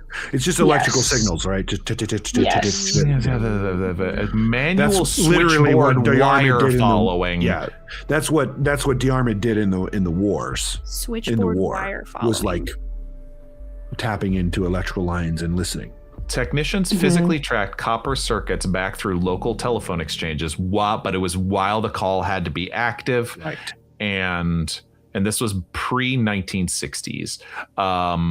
So in theory, yes. So Yeah. we don't want to be calling from the house phone. Well, we already don't want that, right? Because we've been told not to. Well, been yeah, told, but yeah. I'm saying if we make this call, Right. not to do it from the house phone Right. because it can be traced. So also maybe not from the town. You also I do technically have, in a case of emergency, contact this person. What does that mean? Meaning, you could send a telegram that says, "I found this thing. It told me to do these things, Yes. and I'm doing that." Ooh, You're kind of like emergency services Right. contact. Yes. Right. Yeah. I They would clearly definitely have that for an agent in the field of something of that nature if things go Interesting. real bad. Because to clarify, Dr. Harrow and Nurse Maud were not connected to the agency. They were I they thought were they separate. agency. Oh, They knew that I Interesting. was part of the agency, but they were my personal contacts. Yes, they were his personal people. But Diarmuid would have someone to, and that is interesting. If Eden were to reach out to Diarmuid's emergency contact and say, I got this number. I got this number from Diarmuid, or I don't know, blah blah blah, like Yeah. something. I haven't seen him in a long time. Have Yeah. you seen him? I'm upset. Yeah. Yeah, fascinating. That's an interesting idea. Or he went north into Scotland and hasn't returned. And yeah. Right. Yes, because then that also leads them to Lady Milligan, and if we want these two Mm-hmm. agencies to be fighting, these two powers to be fighting, I like this. Mm-hmm. I want to give you some time to craft an idea here. Yes. I'm going to move us along.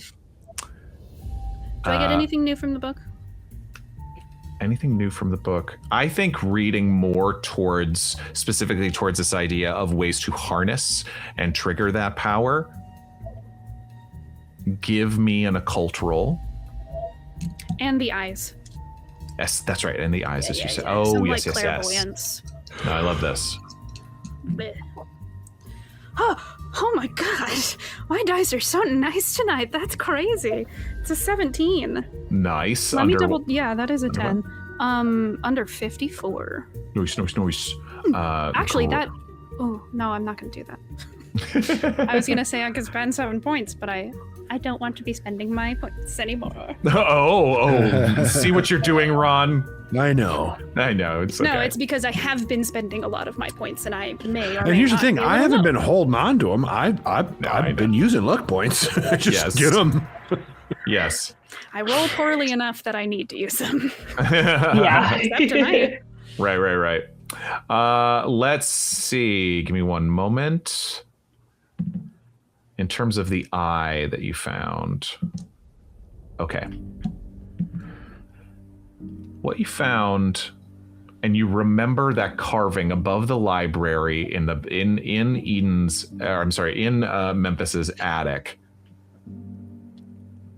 It's an evil eye sort of ward that like a kind of protection that you can put over a certain place or things. But the eye obviously has quite a few different the symbology of it is used in a lot of ways throughout many things. This specific evil eye. Okay. I'll send you this, but I will say that you do find this if you want to learn it. Absolutely. It only takes 1 round to cast. I think she might try and do it tonight on the house. Okay. Casting this spell causes a victim to suffer from bad luck. While the target must be within sight of the cast, but you carved it. So if you carve it in, with a successful casting, the victim's chance for a luck roll is halved. Neither can the victim spend or gain luck points if you're using. So basically, they become deeply unlucky. But can I choose people to not be affected by it, or is that just? Well, it sounds like you choose a victim. You choose it if you do it yourself. If you are to do it. How does the caster not affect themselves? I basically want to see if I can do the Cthulhu equivalent of like alarm with this. I think like a ward spell. I think with a hard success, I think you can cast. You can basically copy it, and create this in the house or above the door or whatever you're looking to do. It'll probably take you a little bit of time. But what it would do is every roll is rolled. It basically, I will say that, because that's a very good question. How would Memphis do this himself? I will say that there is some sort of protective, like for everyone as they come in. So basically everyone, like it's a code or something like that you teach yourself some sort of protection so that you get to bypass it. Okay, gotcha. That's the code. Yeah, it's that. I love it. Perfect. But basically, anyone who doesn't do that rolls all ability rolls at penalty, and guns jam on every roll of 75% or higher. So it like ups your basically your luck just gets real unlucky. Great. The chances for summon bind spells are halved. Oh. Whoa. I think that's really nice. That's great. Yeah, wow. Wait, Summon can bind. I put that on Summon a talisman? bind. Oh, I mean, I don't. Not right now, but in the future, a thought. If it there's a way to make someone a little less susceptible to say possession. Like drop it in their pocket or something. Oh, interesting. Using an evil eye as a protective Put thing. it in their bowl of cereal. All right, let me make a note of that, and that will be something we visit down the line. Maybe I whittle Charlotte a necklace. That's very sweet. So next time anybody goes out and to buy something for us, I need an eye patch, please. An eye patch. Oh. Eye. Beard, gone, chops, gone, hair, gone, eye patch. Who is this man? Yes, we can get you an eye patch. Anything else? Any other costume pieces you would like, Diarmuid? A large knife so I can cut off my nose. Don't think we can do that. I'm kidding. Diarmuid, what about a cane? No. What about a cane? Oh, a cane with a hidden knife. I got muscle. I don't think a cane's gonna sell well. I would take you could start favoring a side. Names, Yes. as we know on this channel, names and costumes are 98% of the job. Fake names, fake costumes. I mean, how about a ascot? Ooh, fancy ascot. Interesting. I would I never think be it's up a caught bit. dead It in an would ascot, draw. I so why would not be- wear one? A little worried about making yourself such a memorable character. Oh, True. well.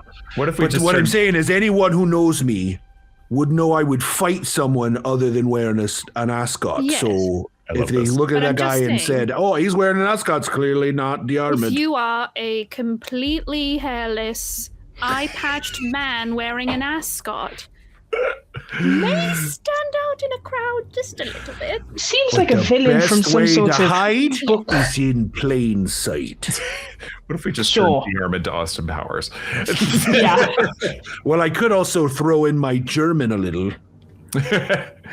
Oh, yeah. Oh, yeah, if we are going to What places character now. are we making? Because this is getting much more intense. Whoever it is, it's not Diarmuid. That's what counts. No, exactly. See, now you understand. How many Oh, magic mine points do you have, had Lorelei? What's your magic point max? 12. 12. 12. Okay. I could take more if No. you were offering. No. Oh, okay, that's fine. Whatever. That's You not didn't what get me anything for my birthday. That's fine.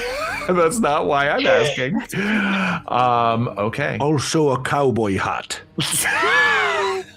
Can we become a troop of cowboys? I would love that, actually. So Cowboys are the one thing I Yes, know it's of. the one good One thing reason that to I go to think- America. Yes, truly. No. Yes. It's not Would a joke. love to see a cowboy. I would love to be a cowboy. Get me the boots. Incredible.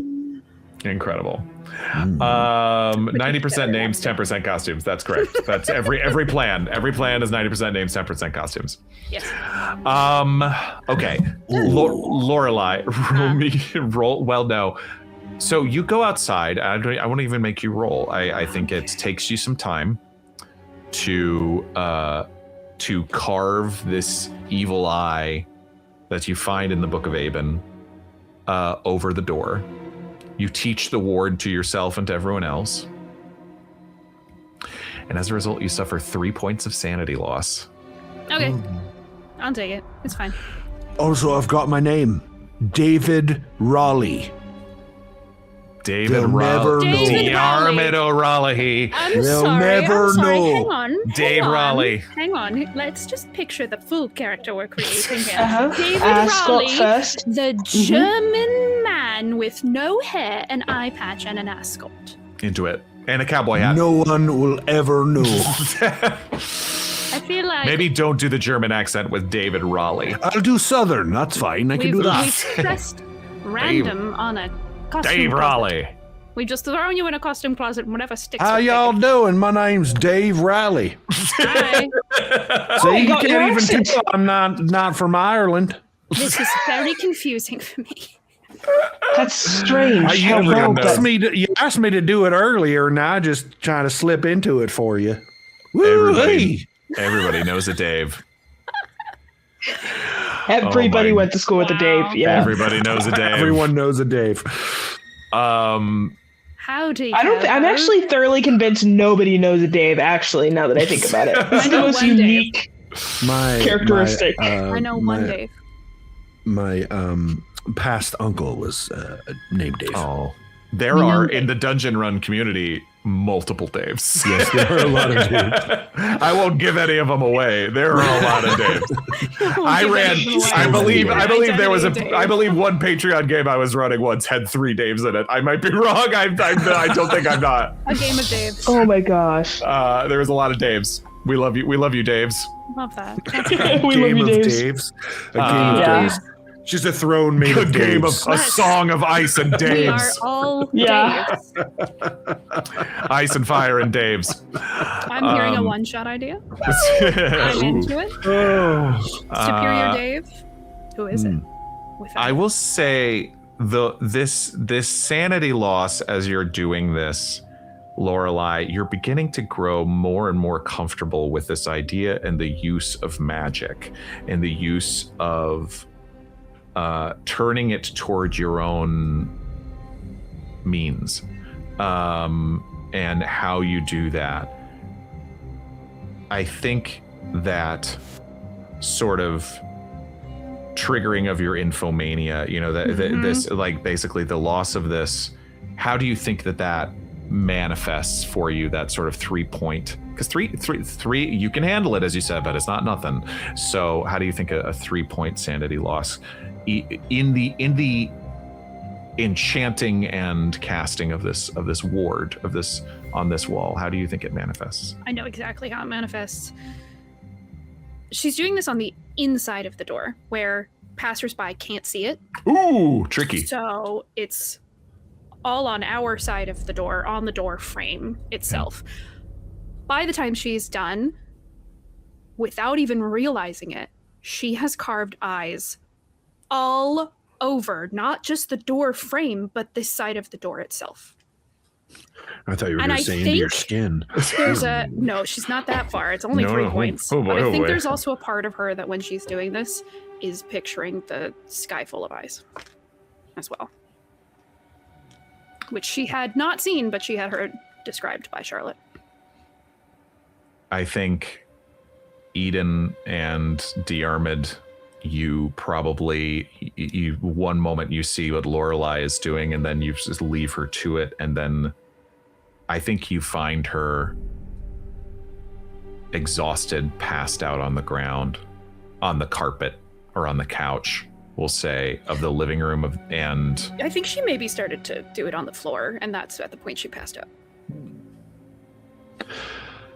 and So, do we have to do it by any of these eyes? Because that's a lot of eyes now. she is out. Oh. You ask yourself this question. Yeah. Now she has taught you she has already taught you the protective thing. You're not feeling anything in this moment. I think honestly, knowing you're a military man, she actually would have made that because who's gonna do that? Sure. Us. Yeah. Lorelei. Yes. One moment you are carving, the next moment you are asleep. You're standing barefoot upon cold stone. And that sound comes into your ears of the sea. That rhythmic, pounding noise. Not gently.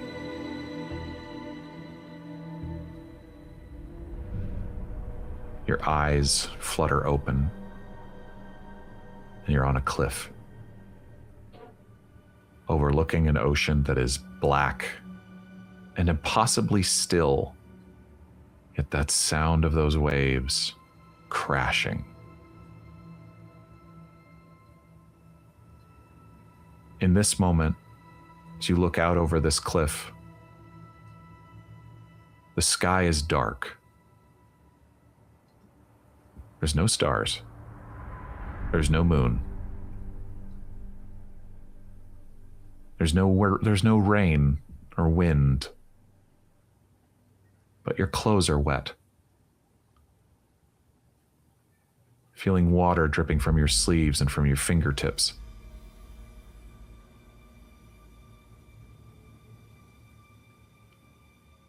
And as you're standing there, looking down at your damp clothes,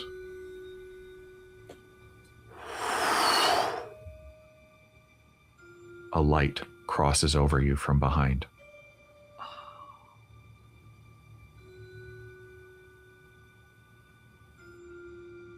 You turn,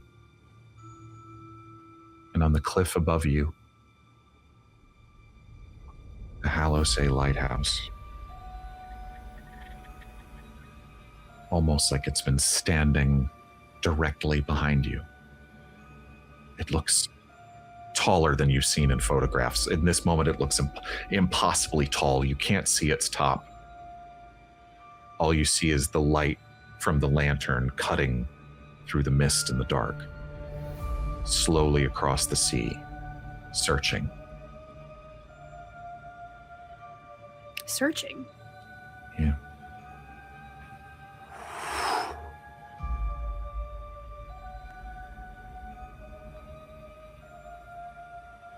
And you know it's searching because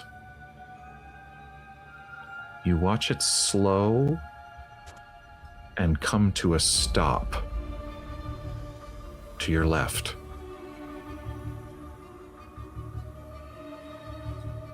A cliff on the far side of the island. And you see a silhouette standing there, far away, of a man. Tall, familiar silhouette.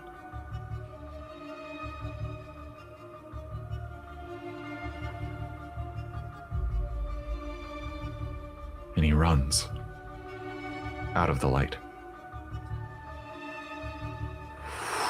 And the light keeps moving like it's looking again.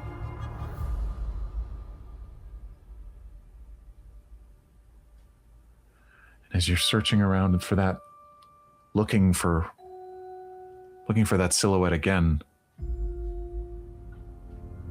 you hear once again the sound of claws on stone behind you.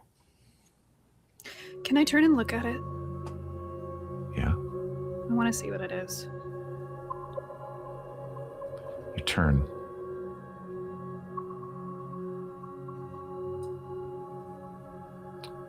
What you see is a hound. A black-furred, large, like the largest Irish wolfhound you've ever seen. And yet its fur is damp and dark, like it's made of shadow. Like it's moves like an oil slick. You see no eyes, but you see a mouth. And you see shining teeth that look like crescent moons inside its face. Sharp and nasty. It growls when you turn.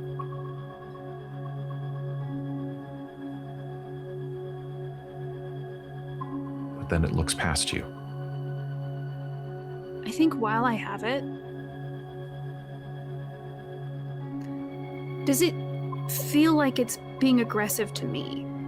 No. Okay, then she's gonna get a little closer to it Yeah. and then go to her knees and hold out her hands and say, "What do you want?"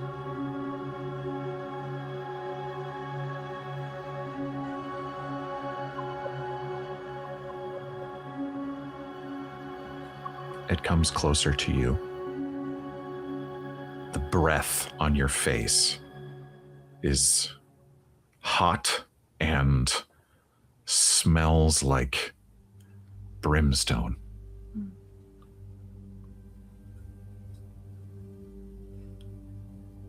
You ask, you beg for whatever this thing is following you for. And with a growl like something out of hell, you hear one word.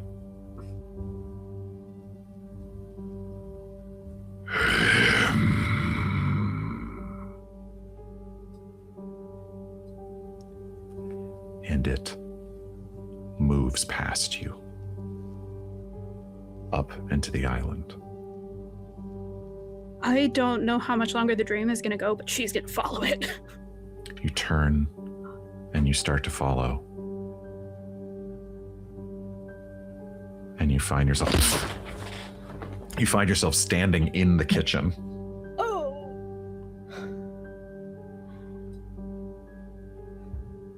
And like almost like you felt like you were gonna fall. But the truth is you just missed a step. And you're awake. It's morning. Hours have gone by.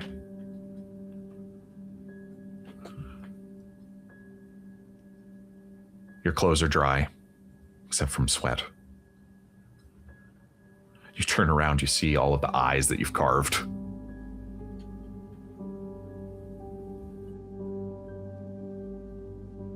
But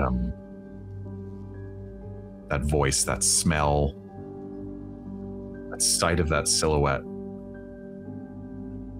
that familiar silhouette in the distance running, trying to not be found,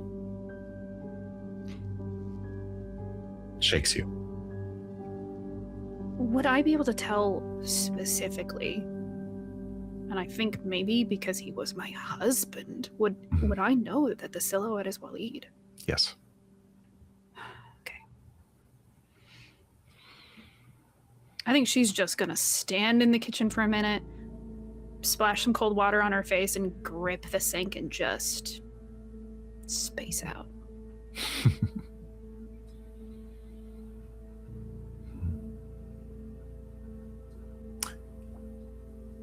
I think that's where we're going to stop tonight. Yeah. Yeah. So I think there's more to investigate. But I think you guys are gathering a lot of very interesting pieces that I want to make sure I give you the time to gather. And rather than force a quick decision on certain things, I think that's where we're going to stop. Yeah, I think we need all 4 of us for big decisions too. Mm-hmm. Yeah. Fascinating. Jeez. You guys come up with plans that I never could have anticipated. What, you didn't think we would build a spooky magic house? Build your own spooky tower? No. We're gonna make Howl's Moving Castle. I love it. Please, let's make it. I love it. Oh, thank you, friends. We will be back with more of this story very, very soon. But we like to end every episode with the reading off of certain higher level patron names in the styles of their choosing. Do you have your lists? I emailed them to you. Yes. Mm-hmm. Yes, excellent. Yes. Oh, you're We muted. did. You're muted, Ron. Let's see. Tonight, we're going to start with a suggestion from Idaho Judd for Force of Shadow. Force of Shadow, Idaho Judd. Bird watchers going on a hike, IDing different bird species. Birding, if you will. Birding. A lovely birding exposition. Force of Team Light or Team Force Shadow? of Shadow. Shadow. This is Shadow. Yes. Oh, look! There's I think I'm nuts. That's not the name of the bird, is it? Yeah, I don't think that's an I think I'm nuts. Because it looks so similar to a Lincoln Break. Wait. Because they both have the same coloring, but if you look right near its butt, there's a tiny patch of purple. Right, but I thought they called it I think I'm nuts because it literally builds nests right next to nuts. Yes, but the Lincoln Break specifically looks exactly like it for unknown reasons. But Like it the has cuckoo that bird. purple butt. It has the purple butt. I see. Why didn't they just call it the Purple Bud? I like that name. That's funny. Great question. That's a real So- fail waffle on their side. I mean, that's a real memorable name. Like, yeah, right? That's what I would think too. But in the 1920s, there was this council member named the Black Kakari who decided on the names and thought that Purple Butt was maybe a little too on the nose. On the nose. Huh. On the beak. Yeah. I love a good bird pun. You know, I love a good bird pun. That's great. That's great. Okay, all right. So, I mean, I know I'm a gateway guy to this bird stuff. I'm still just trying to get in the door here. I just bought these. I feel like my binoculars aren't even really up to snuff. But I heard that there's a rare Idaho Judd in these woods. Yes, I've seen it 1.5 times. Wait, what's a half time? I saw one wing as it flew by. So, Because there's an abracadabra bird that is a natural predator, and Exactly. so you know sometimes you just get a wing. So Yeah. the abracadabra hunts the Idaho Judd. Yes. Right. Yes. It's the circle of life. Exactly. Right. The Just Idaho like Judd is Elton John says. Very Yeah. fast. Yes. Lion King, Very but yeah. fast. Just Right. Speed. Wow. So, Who knew the Idaho Judd was so fast? Huh. abracadabra does. Thank you, guys. I feel like I've learned something today. That's what we're here for. I still Also, think that I think I'm nuts. instead of using 2 bottles, we should get you some binoculars. Oh, thank you. I was gonna say something, but it was kind of cool that he just wrapped them together Thank with you. duct tape. Yeah, Thank you. very You know, innovative. I like to be frugal. I like I'm to be a frugal. hobbyist. And when I love a saw how hobbyist. expensive binoculars were, I went, I can do that myself. Mine were $2,000. Wow. You shouldn't tell people that. Thank you, Team Force of Shadow. I really want to see a group of just really generic, regular, boring people in some weird, crazy situation. But like, picture this group of birdwatchers going into the ether to look for birds. Oh, there we go. That would be great, actually. I mean, I'll write that down as a suggestion for next time. Exploring the ether with the same birdwatching group from last week. Yes. Regular people. I like this one for Team Force of Light. I like this one from Critical Nerds, which is simply just Team Force of Light remembering the 90s. Oh my god. Don't. You're asking me to what? You're asking me to what? Yeah, Lexi, remember the child. 90s. Fine, the 2 years that I was a part of it. Listen, How dare you? back in my day, there was this TV show called Angel Devilson, and she had some of the best toy lines out there. There was this action figure. I don't know how they did it, but it did this whole kickflip and everything. And there was this specific part where she was fighting City Racing Girl in the show. Cinema. Netflix tried to remake Angel Devilson last year, but they cast Fenderil as the lead, and it just wasn't the same. No, it's And they not. renamed City Racing Girl to the Dungeon Speedrun, which I don't didn't know. really That make was a any weird sense. because one. it was applying itself to the youth or whatever. I don't get it. But Listen. you know what I used to love? You know what I used to really love about from the What? 90s? Alanis Were Morissette? well, yes, of course, Yeah. Alanis Okay. Morissette. Isn't it Yeah, I mean, ironic? you asked me to Great guess, song. so I But did. a lot of, Yeah. and speaking of Alanis Morissette, she was on Lilith Fair one year with Breba, and I had heard of Oh my Breba because now that's what I call Just Jewels. Remember those CDs where they There's had like 7,000. seventh? There's literally like, and Breba was on now. That's what I call Just Jewels, volume 28. And I love they had subtitles that were just different types of jewels. Yep. So like 28, I think was like diamond or tiger's eye or something. Oh, Weird man. that it took him 28 to get to diamond, but yeah, absolutely. you know. Yeah, I mean, there's a lot While of you three are being unbearably loquacious, can I get you anything else at the senior living home? Do you need juice? Do you need? Do you want I like? could use one we of have them fancy applesauce? masks that I saw in the store the other day. Let me tell you about AOL CD, DVD, CD-ROMs, and how they would Sure, give you Grandpa. they would give you 40 hours of internet.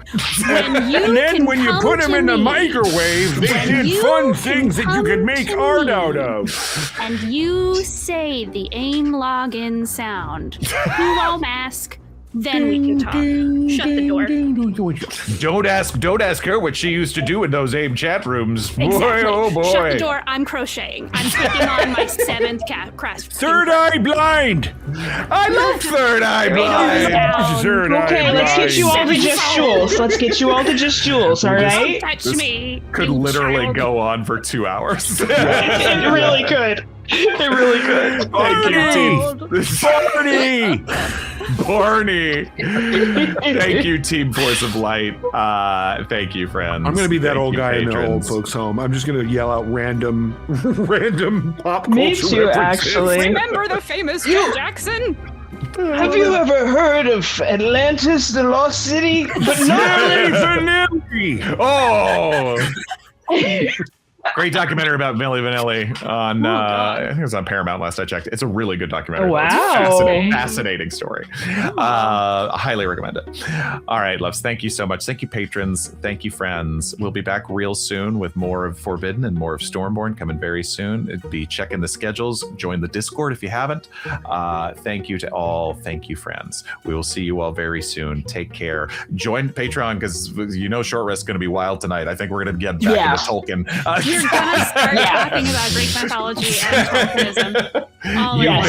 You've been warned. But thank you all. Have a great night, humankind.